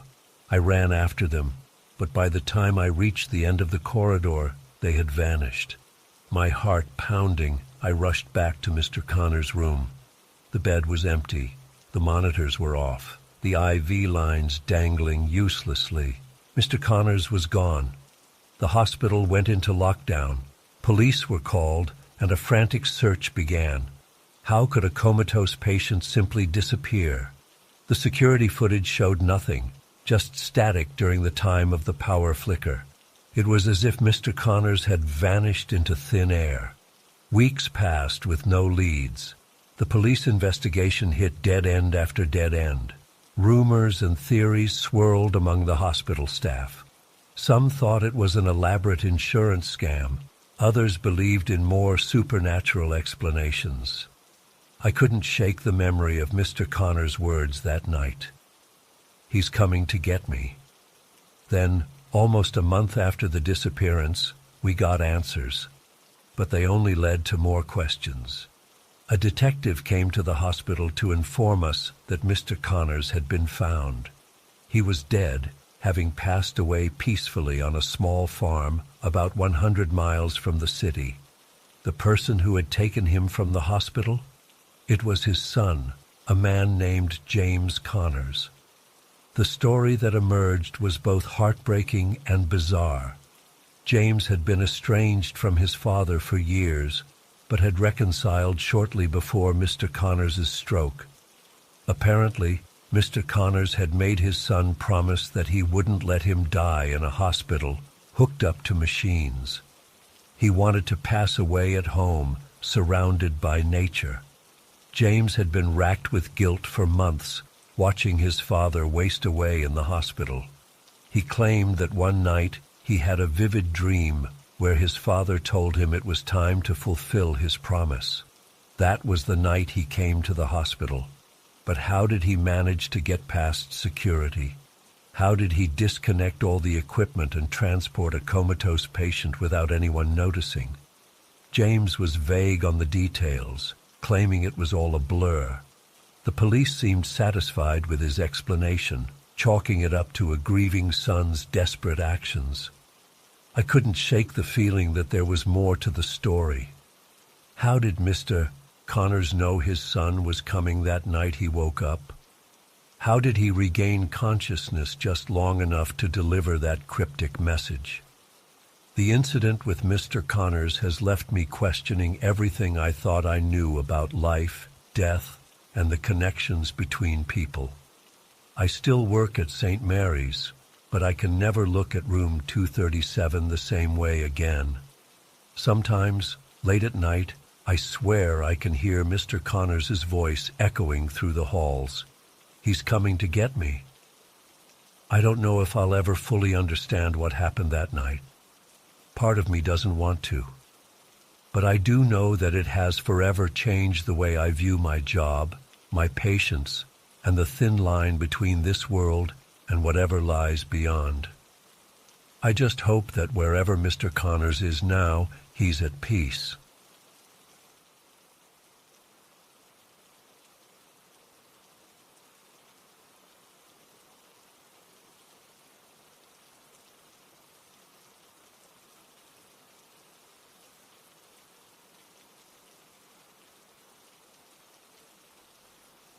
My name's Derek, and I've been working as a night security guard at Mercy General Hospital for about 3 years now. It's usually a pretty quiet gig, mostly just doing rounds, checking doors, and occasionally escorting drunk people out of the ER. Nothing too exciting, but all that changed a few months back. It was a Tuesday night in late October. I remember because there was a chill in the air, and the trees outside were shedding their leaves. I clocked in for my usual 11 p.m. to 7 a.m. shift, got my coffee from the break room, and settled in for another uneventful night. The first few hours went by normally. I did my rounds, checked all the exits, watched some mindless TV in the security office. Around 2 a.m., I decided to do another walkthrough of the building. That's when things started to get weird. I was down in the basement level, near the morgue and storage areas. It's always creepy down there at night. Dim fluorescent lighting, long empty hallways, that antiseptic hospital smell. But this time felt different. As soon as I stepped off the elevator, the air felt heavier somehow, colder. I pulled my jacket tighter and tried to shake off the feeling of unease. I was walking past the morgue when I heard it, a whisper, so faint I almost missed it. "Derek!" I froze in my tracks, heart pounding. It had to be my imagination, right? I was alone down here. I shook my head and kept walking, picking up my pace a bit. A few steps later, I heard it again. "Derek!" This time it was clearer, unmistakable. I spun around, shining my flashlight down the empty hallway. "Hello? Is someone there?" My voice echoed off the walls. No response. I'd like to say I was brave in that moment, but the truth is, I was terrified. Every instinct told me to get the hell out of there. But it was my job to investigate, so I forced myself to keep going. As I approached the morgue doors, the temperature seemed to drop even further. I could see my breath clouding in front of me. That's when I felt it, a presence. I can't explain it, but I knew I wasn't alone. The hairs on the back of my neck stood up. It felt like someone, or something, was right behind me, breathing down my neck. I whirled around, heart racing, but there was nothing there. Just an empty hallway stretching into darkness. I took a deep breath, trying to calm myself. "Get it together, Derek," I muttered. "You're just freaking yourself out." That's when I heard the banging. It was coming from inside the morgue, a steady, rhythmic thumping, like someone was knocking on one of the cold storage drawers. From the inside, my blood ran cold. Part of me wanted to run, to get as far away from that sound as possible, but I couldn't just leave. What if someone was trapped in there somehow? I had to check. With shaking hands, I unlocked the morgue door and stepped inside. The banging stopped immediately. The room was silent except for the low hum of the refrigeration units. Row after row of stainless steel drawers lined the walls, each one a potential source of that unsettling noise. "Hello?" I called out, my voice trembling. "Is anyone in here?" No response, just that eerie silence. I started checking the drawers one by one, half expecting, dreading, to find someone alive inside. But they were all securely latched. Some were empty, others held bodies draped in white sheets. But nothing out of the ordinary. I was about to leave when I felt it again.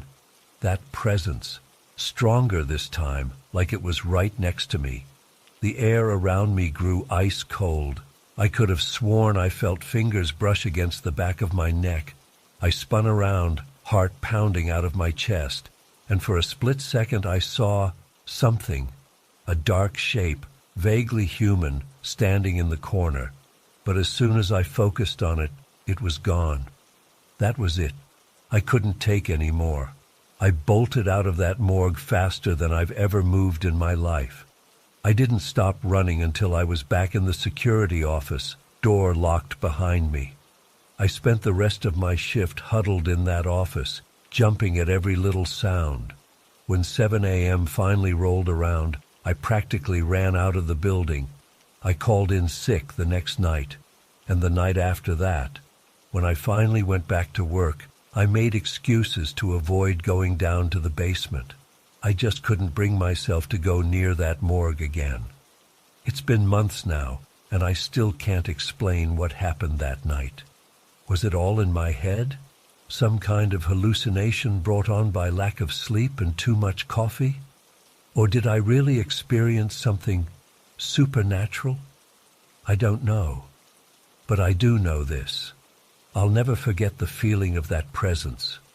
The chill that went through me when I heard my name whispered in that empty hallway. The sound of that banging coming from inside those cold storage drawers.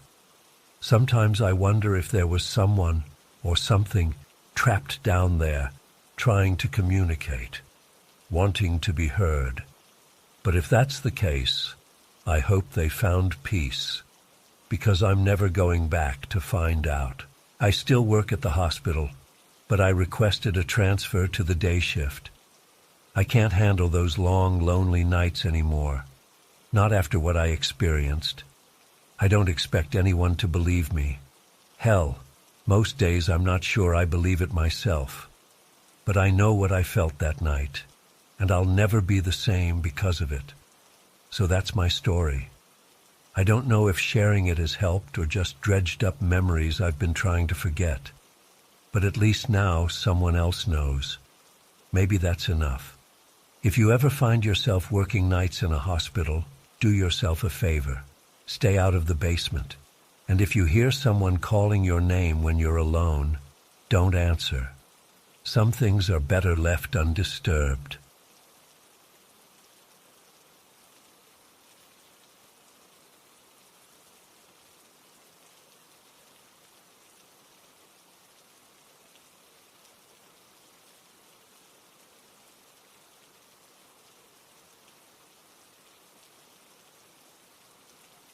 Was my first night on the job as a night shift caregiver.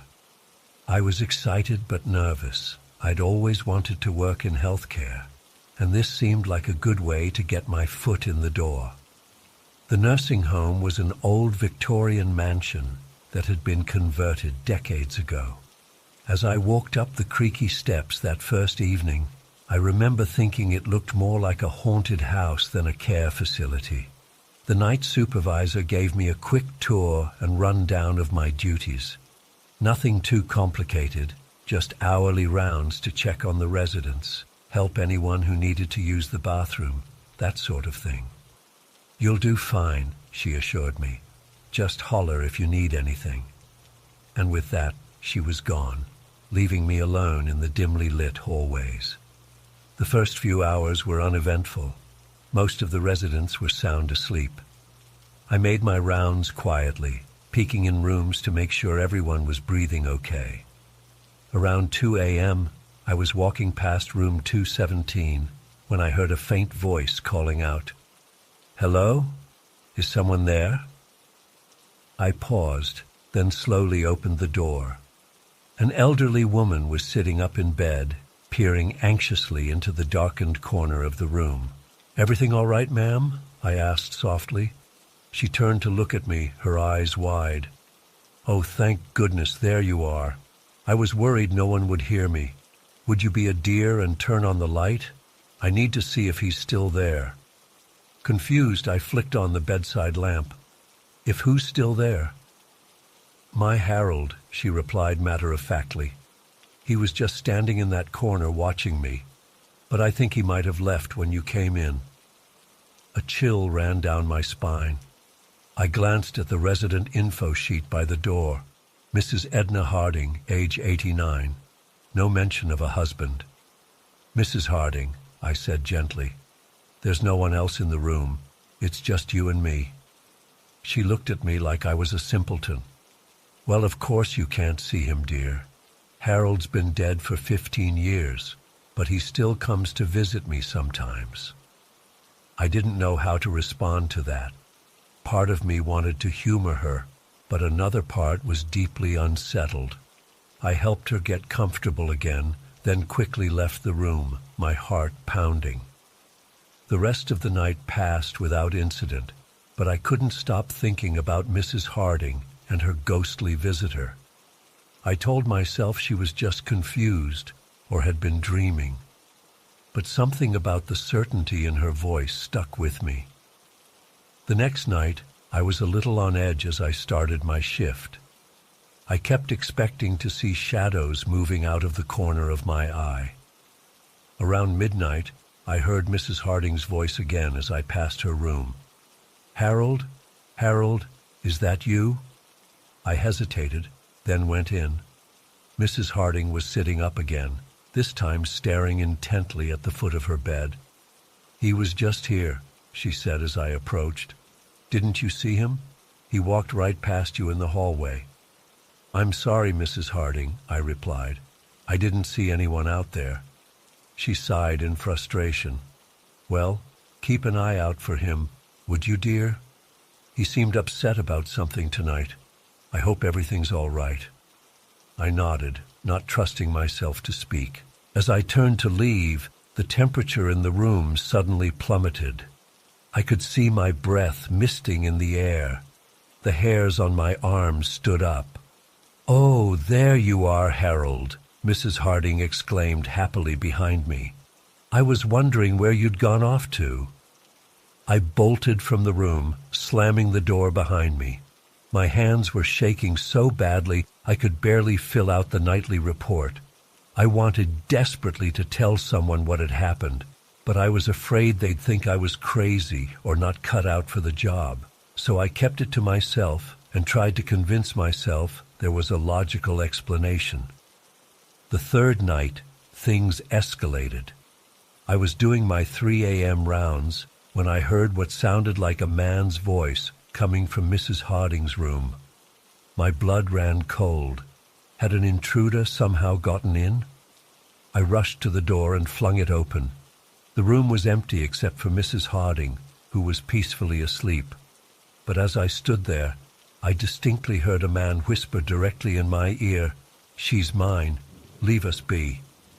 I let out a strangled yelp and stumbled backwards into the hall.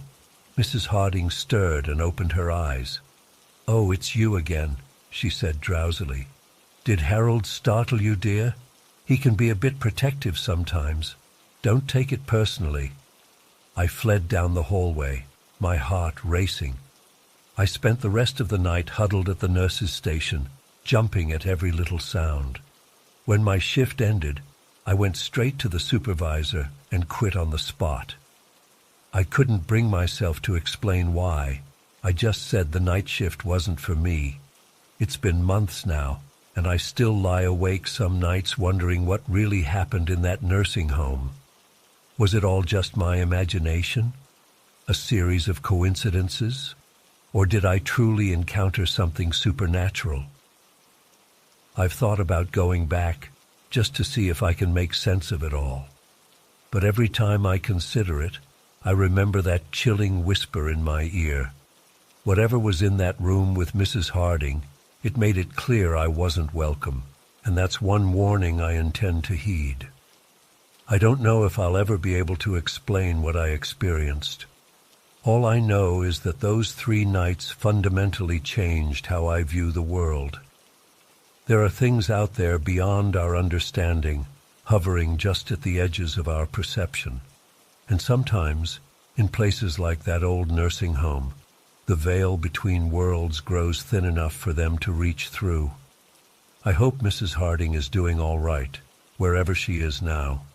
And I hope that if Harold is real, he's still watching over her. But I won't be going back to check. Some mysteries are better left unsolved.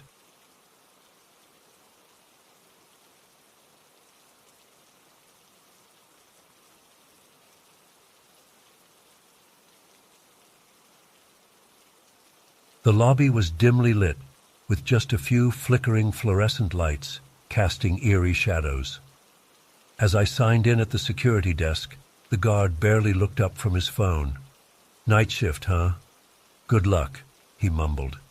I tried to laugh it off, but his words sent a chill down my spine. I made my way to the janitor's closet on the ground floor to grab my supplies. That's when I first encountered Doug. He was a tall, gaunt man with sunken eyes and stringy gray hair. His janitor's uniform hung loosely on his bony frame. "You must be the new guy," he said, his voice raspy. "I'm Doug. I'll be showing you the ropes tonight." I forced a smile and introduced myself, trying to ignore the way his eyes seemed to bore into me. As we gathered cleaning supplies, Doug kept staring at me with an unsettling intensity. I chalked it up to first-day awkwardness and tried to focus on the task at hand. We started on the top floor and worked our way down. Doug insisted on staying close to me the entire time, hovering just a few feet away as I vacuumed and dusted. Every time I glanced over my shoulder, his eyes were fixed on me. The hair on the back of my neck stood up. "So, how long have you worked here?" I asked, desperate to break the uncomfortable silence. "Longer than you can imagine," Doug replied cryptically. He didn't elaborate further. As the night wore on, Doug's behavior grew increasingly bizarre. He muttered to himself constantly, words I couldn't quite make out. Sometimes he would abruptly stop what he was doing and just stare at the walls, as if listening for something. I tried to ignore it and focus on my work, but I couldn't shake the feeling that something was very wrong. Around 2 a.m., we reached the 20th floor. I was exhausted and looking forward to finishing up so I could go home. As I was emptying trash cans in one of the cubicles, I heard a loud thud behind me. I spun around to see Doug standing there, breathing heavily, a wild look in his eyes. "Did you hear that?" he whispered urgently. "They're coming. We have to hide." Before I could respond, Doug grabbed my arm and yanked me towards a supply closet. His grip was surprisingly strong for such a scrawny guy. I pulled away, heart racing. "What are you talking about? Who's coming?" I asked, trying to keep my voice steady. Doug's eyes darted around frantically. The shadows. They come at night. But don't worry, I'll protect you. I always protect the new ones. I backed away slowly, my skin crawling. This guy was clearly unhinged. I needed to get out of there fast. I need to use the restroom, I lied. I'll be right back. I speed-walked to the elevator, jabbing the down button repeatedly. After what felt like an eternity, the doors finally opened. I practically dove inside, mashing the lobby button. As the doors began to close, I caught a glimpse of Doug's face watching me from down the hall. The doors shut, and I let out a shaky breath. My relief was short-lived. The elevator had only descended a few floors when it ground to a sudden halt. The lights flickered, then went out completely. I was plunged into darkness. Panic set in as I fumbled for my phone, hands trembling. The screen illuminated the tiny space as I dialed 911. No signal. Of course. I pried open the service panel, desperately searching for some kind of emergency intercom or alarm. Nothing. The elevator was old. No fancy safety features here. I was trapped. Just as despair began to overtake me, I heard something that made my blood run cold. Footsteps, echoing in the elevator shaft above me, and a familiar raspy voice. "Where are you hiding, little one? Don't worry, Doug will find you. Doug always finds the new ones." My heart pounded so hard I thought it might burst from my chest. This couldn't be happening. How did he get into the elevator shaft? What the hell did he want with me? I pounded on the elevator doors, screaming for help. But I knew it was useless. The building was empty, except for Doug and me. The footsteps grew closer. I could hear Doug muttering to himself as he descended, the words becoming clearer. "Can't let them escape. Must protect them from the shadows. They don't understand, but Doug understands. Doug always understands." Frantic, I wedged my fingers into the crack between the elevator doors and pulled with all my might. To my shock, they began to budge. Must have been my adrenaline-fueled terror giving me extra strength. I managed to create a gap just wide enough to squeeze through. I tumbled out onto the 15th floor, scraping my arms and legs in the process. But I didn't care. I had to get away. I sprinted down the hallway, looking for stairs, an exit, anything. But all the doors were locked. I was trapped up here. That's when I spotted it, an emergency fire escape through a window at the end of the hall. I didn't hesitate. I grabbed a potted plant and hurled it through the glass. The window shattered, and I climbed out onto the metal grating of the fire escape. The cool night air hit me like a slap to the face. I was 15 stories up, the city sprawling below me. Under normal circumstances, my fear of heights would have paralyzed me. But with Doug's manic mutterings echoing from inside, my survival instinct took over. I flew down those rickety metal stairs faster than I thought possible, the grating clanging loudly with each step. About halfway down, I heard the window above me smash. Doug had found me. "Come back!" he shouted, his voice filled with desperation. "I'm trying to save you!" I didn't look back. I just ran. My lungs burned, my legs ached, but I kept going. Finally, mercifully, I reached the ground. I sprinted across the parking lot and didn't stop until I was several blocks away. When I finally slowed down, gasping for air, I realized I was still clutching my phone. With shaking hands, I called the police. They arrived quickly and took my statement. They searched the building but found no sign of Doug. In the days that followed, I learned that Doug had been fired for erratic behavior.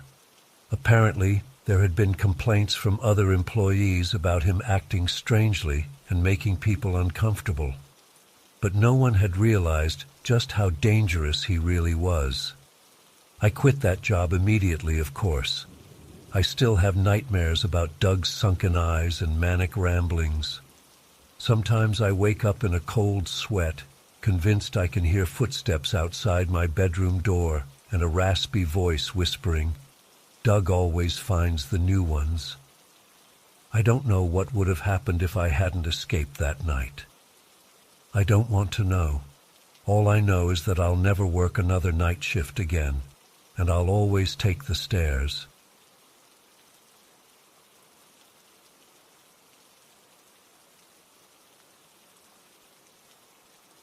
I had just started my new job at Johnson & Miller Law Firm a few weeks ago.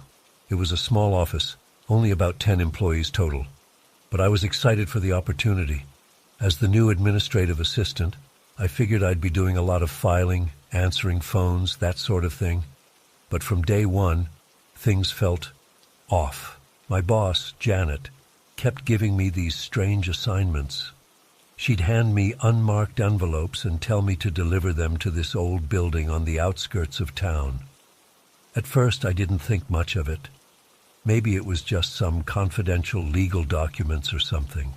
But the more I did these deliveries, the weirder it felt. The building itself was creepy as hell.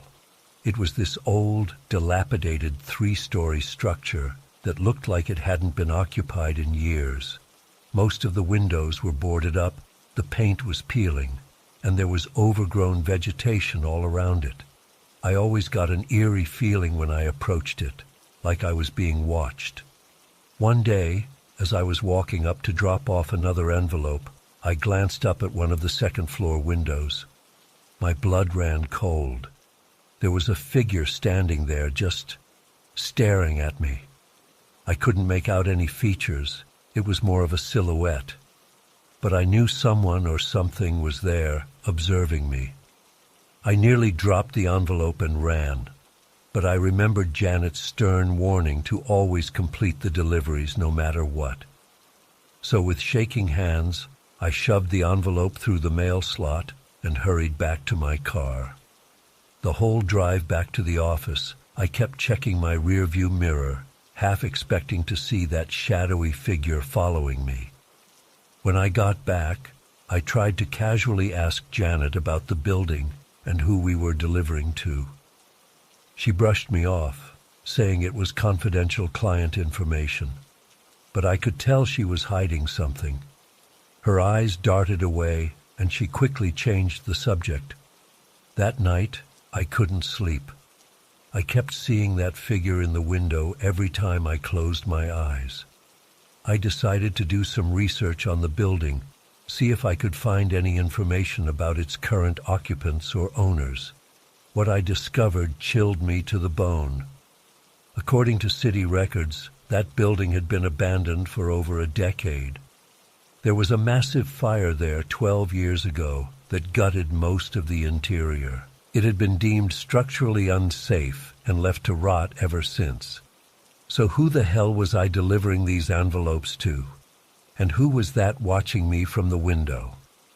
The next day at work, I was on edge. I kept going over everything in my mind, trying to make sense of it.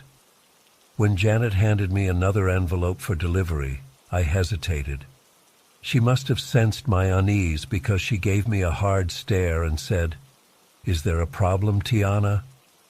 I mumbled something about not feeling well and took the envelope. As I drove to the abandoned building once again, my hands were sweating on the steering wheel. I kept telling myself I was being ridiculous, that there had to be a logical explanation.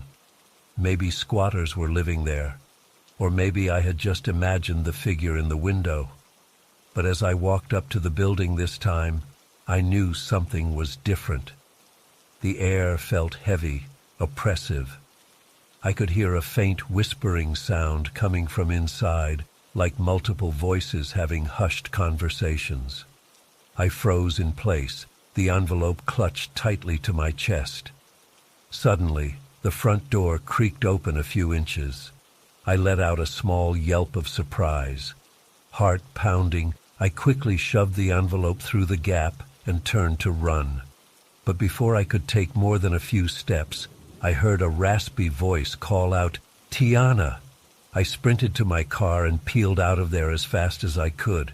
Tears were streaming down my face as I sped back towards the office. How did they know my name? What the hell was going on? When I got back, I marched straight into Janet's office, determined to get answers. But before I could say anything, she held up her hand to silence me. "I think it's time we had a little chat," she said ominously. For the next hour, Janet grilled me about what I had seen and heard at the building, but she wouldn't give me any real answers in return. She just kept emphasizing how important discretion was and how I needed to keep doing my job without asking questions. I left her office feeling even more confused and frightened than before. That night, I tossed and turned, unable to shake the feeling that I was in way over my head. Around 2 a.m., I heard a soft thud downstairs. Figuring it was just my cat knocking something over, I groggily got up to check. But when I opened my bedroom door, I saw an envelope on the floor. My heart nearly stopped. It was identical to the ones I had been delivering. With trembling hands, I opened it and read the note inside. "Stop asking questions. For your own safety, forget everything you've seen. This is your only warning." I didn't sleep a wink the rest of the night. The next morning, I called in sick to work. I spent the day pacing around my apartment, jumping at every little sound. By that evening, I had made up my mind. I couldn't keep doing this. Whatever was going on, I wanted no part of it. I typed up my resignation letter and sent it to Janet. Within minutes, she called me. "Are you sure about this, Tiana?" she asked, her voice oddly calm. "You don't want to do anything rash." The implied threat in her tone made my skin crawl. "I'm sure," I said firmly. "I quit." There was a long pause before Janet spoke again. "Very well. But remember, Tiana, discretion is paramount, for everyone's sake." I hung up without responding. Part of me wanted to go to the police, tell them everything, but I had no real evidence of anything illegal going on, and honestly, I was terrified of what might happen if I talked. So I packed up and left town that very night. I moved in with my sister a few states away and tried to put the whole thing behind me. But even now, months later, I still have nightmares about that figure in the window.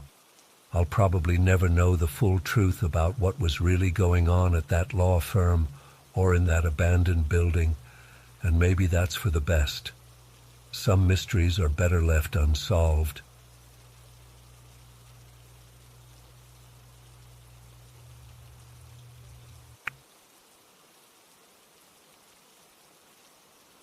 As he showed me around the cramped aisles lined with dusty old tomes, I noticed a door in the back corner that looked different from the others. It was made of dark, heavy wood and had an ornate brass doorknob. Most strikingly, it had a large padlock keeping it firmly shut. When I asked about it, Mr. Langley just muttered something about it being off-limits storage and quickly changed the subject. I didn't think much of it at the time. The rest of the morning was spent learning the register system and shelving new arrivals. Around lunchtime, Mr. Langley said he had some errands to run and left me to watch the store. I felt a bit nervous being alone on my first day, but figured I could handle it. For the first hour or so, everything was quiet and uneventful. I helped the occasional customer find a book and did some light cleaning. But then I started to hear things. At first, it was just faint noises coming from the back of the store. I assumed it was just the building settling or maybe pipes creaking. But then the sounds got louder and more distinct. I heard what sounded like scratching, then a loud thump that made me jump. My heart started racing as I realized the noises were coming from behind that locked door. I tried to convince myself it was just my imagination running wild, but then I heard what was unmistakably whispering.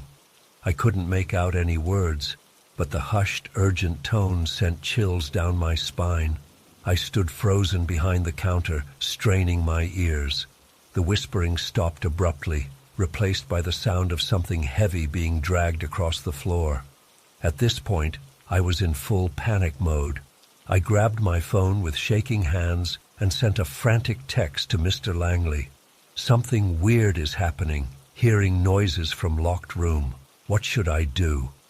His reply came quickly.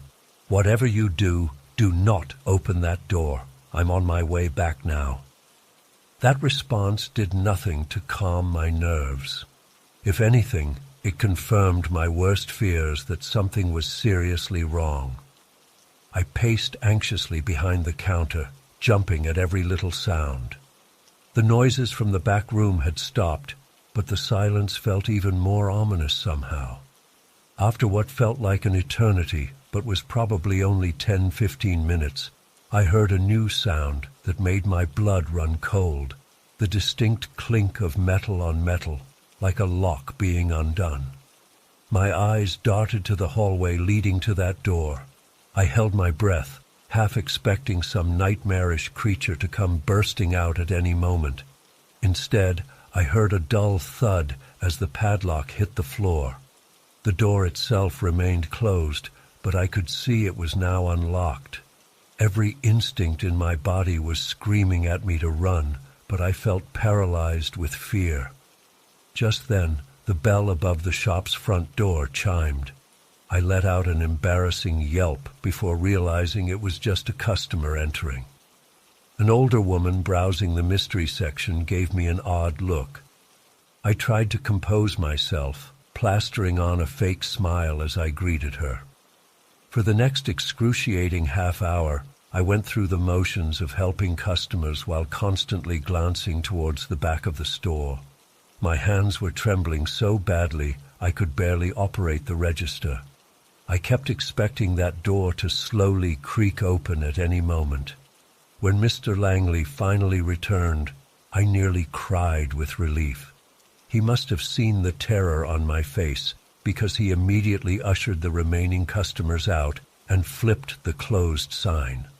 I started babbling about everything that had happened, but he just nodded grimly and headed straight for the back room. I followed hesitantly, not wanting to get too close to that door. Mr. Langley examined the fallen padlock with a troubled expression. "I was afraid this might happen," he muttered, more to himself than to me. He turned and fixed me with an intense stare. "I need you to go home now and try to forget about all of this. I'll handle things from here." I wanted to demand answers, to understand what the hell was going on, but the look in his eyes told me not to push it. I grabbed my things and practically ran out of there, my mind reeling. That night, I barely slept. Every time I closed my eyes, I heard those ghostly whispers. I tossed and turned, plagued by nightmares of what might be lurking behind that door. By morning, I had decided there was no way I could go back to that job. I called Mr. Langley first thing to quit, but got no answer. Same thing when I tried again later that day. I even went by the shop, but found it dark and shuttered. A hastily scrawled "closed for renovations" sign hung in the window. Over the next few days, I kept trying to reach Mr. Langley to no avail. I scoured local news sites for any mention of the bookstore, but found nothing. It was like the place had vanished into thin air. About a week after my terrifying experience, I walked by Langley's on my way to grab coffee.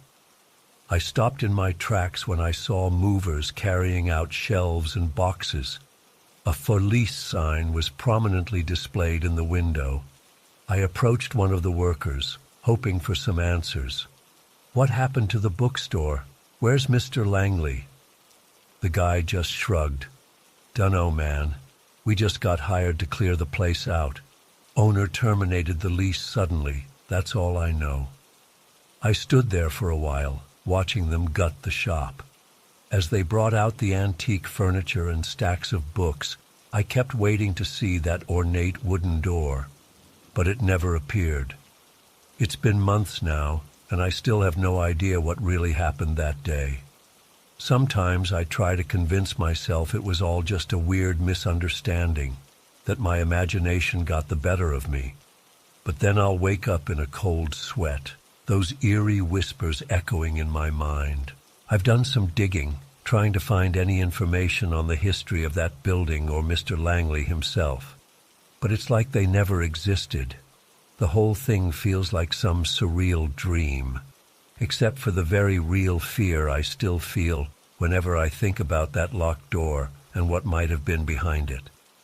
Part of me wants to uncover the truth, to make sense of that day, but a bigger part is terrified of what I might learn. So I try to push it out of my mind and move on with my life. Still, I can't help but wonder, what if that door opens again someday? And what horrors might come spilling out when it does?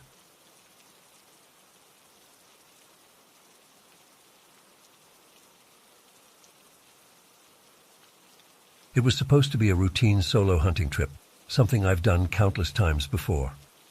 I had scouted out a new spot deep in the national forest, miles from any roads or trails, the kind of place where you can really get away from it all and immerse yourself in nature.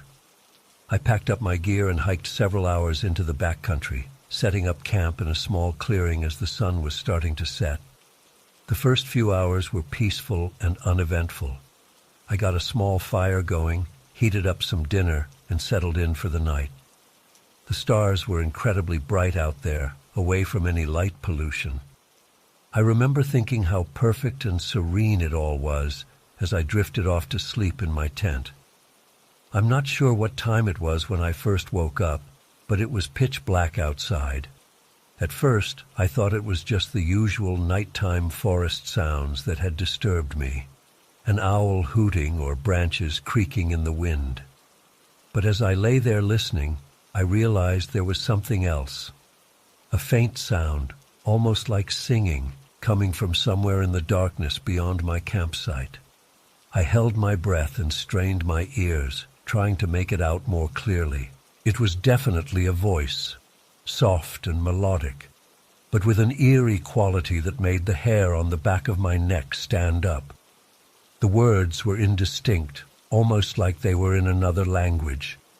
I told myself it had to be my imagination, or maybe just the wind playing tricks on me. But the longer I listened, the more certain I became that it was real. Grabbing my flashlight, I cautiously unzipped the tent and peeked outside. The fire had died down to glowing embers, casting flickering shadows across the clearing. I swept the beam of light around, half expecting to see someone standing at the edge of the trees. But there was nothing, just darkness beyond the small circle of light. The singing seemed to be coming from multiple directions now, fading in and out. I took a few hesitant steps away from the tent, shining the light into the forest. "Hello?" I called out, my voice sounding small and scared in the vast darkness. "Is someone there?" There was no response, but the singing abruptly stopped. The silence that followed was even more unnerving. I stood frozen for several long moments, straining to hear anything. But there was nothing. No more singing, no sounds of movement in the underbrush, just the soft whisper of wind through the trees. I don't know how long I stood there, heart pounding, before I finally convinced myself to go back to the tent. I told myself I must have been half asleep and imagining things. Or maybe it was just some late-night hikers passing by in the distance. But deep down, I knew that didn't make sense. I was miles from any trails, and the voices had sounded so close. I lay in my sleeping bag for what felt like hours, unable to fall back asleep. Every snapping twig or rustle of leaves outside made me tense up. I kept expecting the singing to start again, but it never did. Eventually, sheer exhaustion must have taken over, and I drifted off into a fitful sleep. When I woke up the next morning, sunlight was streaming through the tent walls. For a few blissful moments, the events of the night before seemed like a bad dream. But as I became fully awake, the memories came flooding back, along with a renewed sense of unease. I quickly got dressed and exited the tent, half dreading what I might find outside. At first glance, everything looked normal. My gear was untouched. the fire pit cold and empty.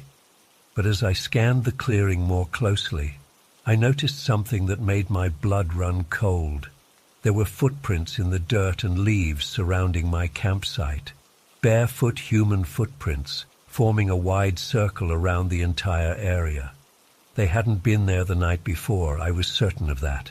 The tracks were fresh, the soil still slightly damp from the morning dew. With shaking hands, I knelt down to examine them more closely. They were smaller than my own feet, with long toes that had dug into the soft earth. And there were so many of them, overlapping and crisscrossing as if whoever made them had paced around and around my camp all night long. I followed the tracks, my sense of dread growing with each step. They formed a perfect circle, about 20 feet in diameter, with my tent at the center. But the strangest thing was that there were no tracks leading away from the circle. It was as if whoever had made them had simply appeared out of thin air, walked around my camp all night, and then vanished again. I don't mind admitting that at that point, I completely lost it. I threw my gear into my backpack as fast as I could, not even bothering to pack it properly. I just wanted to get the hell out of there. As I was rolling up my tent, I noticed more footprints right next to where I had been sleeping. So close that whoever made them must have been standing right over me as I slept. The hike back to my car was a blur. I practically ran the whole way, constantly looking over my shoulder and jumping at every sound. It wasn't until I was driving down the mountain that I finally started to calm down and process what had happened. I've been an outdoorsman all my life. I know the forests in this area like the back of my hand. But I've never experienced anything like that before. I can't explain the singing, or the footprints, or the feeling of being watched that I had all night. I've gone over it 1,000 times in my head, trying to come up with a rational explanation. But I can't. All I know is that I wasn't alone out there that night. I haven't been back to those woods since then, and honestly, I don't know if I'll ever go hunting alone again. The thought of spending another night in the wilderness fills me with a kind of primal terror that I can't shake. I keep telling myself that there has to be a logical explanation, but deep down, I'm not so sure. Sometimes at night, when the house is quiet and dark, I think I can hear that faint, eerie singing again. It's probably just my imagination playing tricks on me, but it's enough to keep me up for hours, staring at the shadows and wondering what really happened out there in the forest. I don't expect anyone to believe me. Hell, I'm not even sure I believe it myself most days. But I know what I experienced, and I know that something was out there with me that night, something that doesn't belong in our world, and the thought that it might still be out there, waiting in the darkness of the forest, is enough to make me never want to step foot in the woods again.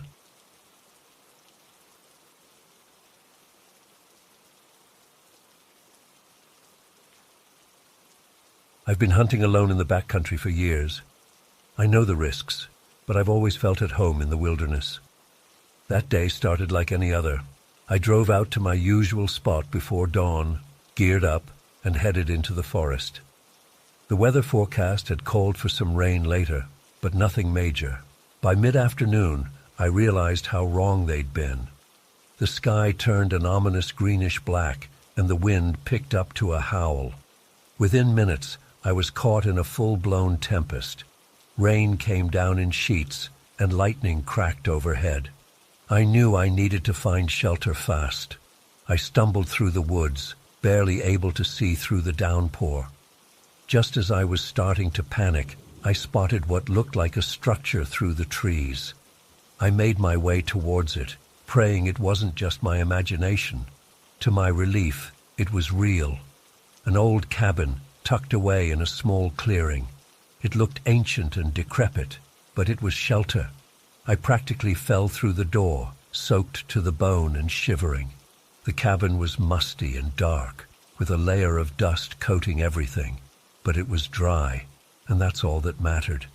I stripped off my wet outer layers and hung them to dry. There was an old potbelly stove in the corner, so I got a small fire going to warm up. As night fell, the storm only intensified. Wind howled and rain lashed against the windows. I was grateful to have found this place, as rough as it was. I settled in on the floor near the stove, using my pack as a pillow. Despite the storm, I started to doze off. A loud bang jolted me awake. My heart racing, I looked around wildly. The cabin door was wide open, slamming back and forth in the wind. I could have sworn I'd latched it securely. Cursing, I got up to close it. As I approached, a gust of wind blew it shut with another bang. I quickly latched it, double-checking it was secure this time. Back by the stove, I tried to calm my nerves. It was just the wind, I told myself. But I couldn't shake the feeling that something was off. I must have drifted off again, because the next thing I knew, I was waking up to an eerie silence. The storm had passed. Moonlight filtered in through the grimy windows, casting strange shadows. That's when I heard it, a soft scratching sound coming from outside. I froze, straining my ears. There it was again, like something dragging across the wooden walls. My mind raced. A bear, some other animal seeking shelter, but it didn't sound quite right for that. The scratching moved slowly around the cabin, getting louder as it neared the door. I held my breath as it paused there. The door handle jiggled slightly. My hand inched towards my hunting knife. Suddenly, the scratching moved away, fading into the distance. I let out a shaky breath. What the hell was that? I didn't sleep much after that.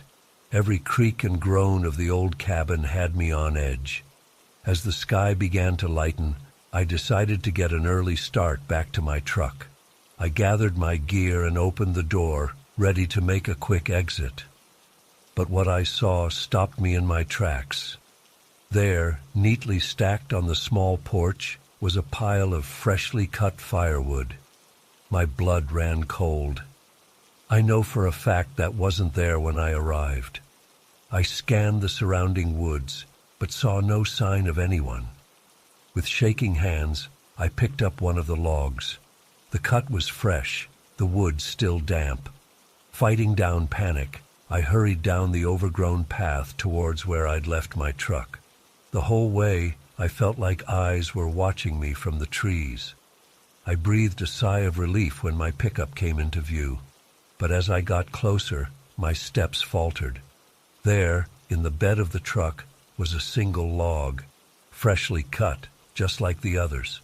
I threw my gear in and peeled out of there as fast as I could. The whole drive home, I kept checking my mirrors, half expecting to see something following me. It's been months now, and I still can't make sense of what happened that night. Who cut that wood? How did they know I was there? And why leave it like that? I've tried to rationalize it. Maybe there was a caretaker for the cabin that I didn't know about. But that doesn't explain the creepy scratching sounds or how they got to my truck. Part of me wants to go back to see if I can find any answers. But a bigger part is terrified of what I might discover. So I stay away and try to convince myself it was all just a bizarre coincidence. But late at night, when the wind howls outside my window, I'm right back in that cabin, and I swear I can hear that scratching sound, slowly circling, getting closer and closer. I don't know if I'll ever fully shake the feeling that something was out there that night, something that knew I was there and wanted me to know it was watching. The unknown is the scariest thing of all, and I'm left with nothing but questions. Was it some kind of spirit or creature? A deranged person living in the woods? Or am I reading too much into a series of strange coincidences? I've gone over it 1,000 times in my head, and I'm no closer to answers. All I know is that I'll never forget that night, or the chilling feeling of being watched by unseen eyes. It's changed how I see the wilderness. no longer just a place of beauty and solitude, but one that potentially hides dark mysteries. I still go hunting, but never alone anymore. And I always make sure I have a solid shelter plan that doesn't involve mysterious abandoned cabins. Some risks just aren't worth taking. If you're ever out in those woods and come across an old cabin, my advice would be to keep on walking. You never know what or who might be waiting inside. Some mysteries are better left unsolved. I'm not sure why I'm sharing this now. Maybe writing it out will help me process it. Or maybe I'm hoping someone out there has had a similar experience and can shed some light on what happened. Either way, it feels good to finally tell someone. This has been weighing on me for months. Even if no one believes me, at least I've gotten it off my chest. So that's my story. Make of it what you will. But next time you're alone in the wilderness and get that prickly feeling on the back of your neck, like you're being watched, maybe trust your instincts. You never know what's out there in the shadows.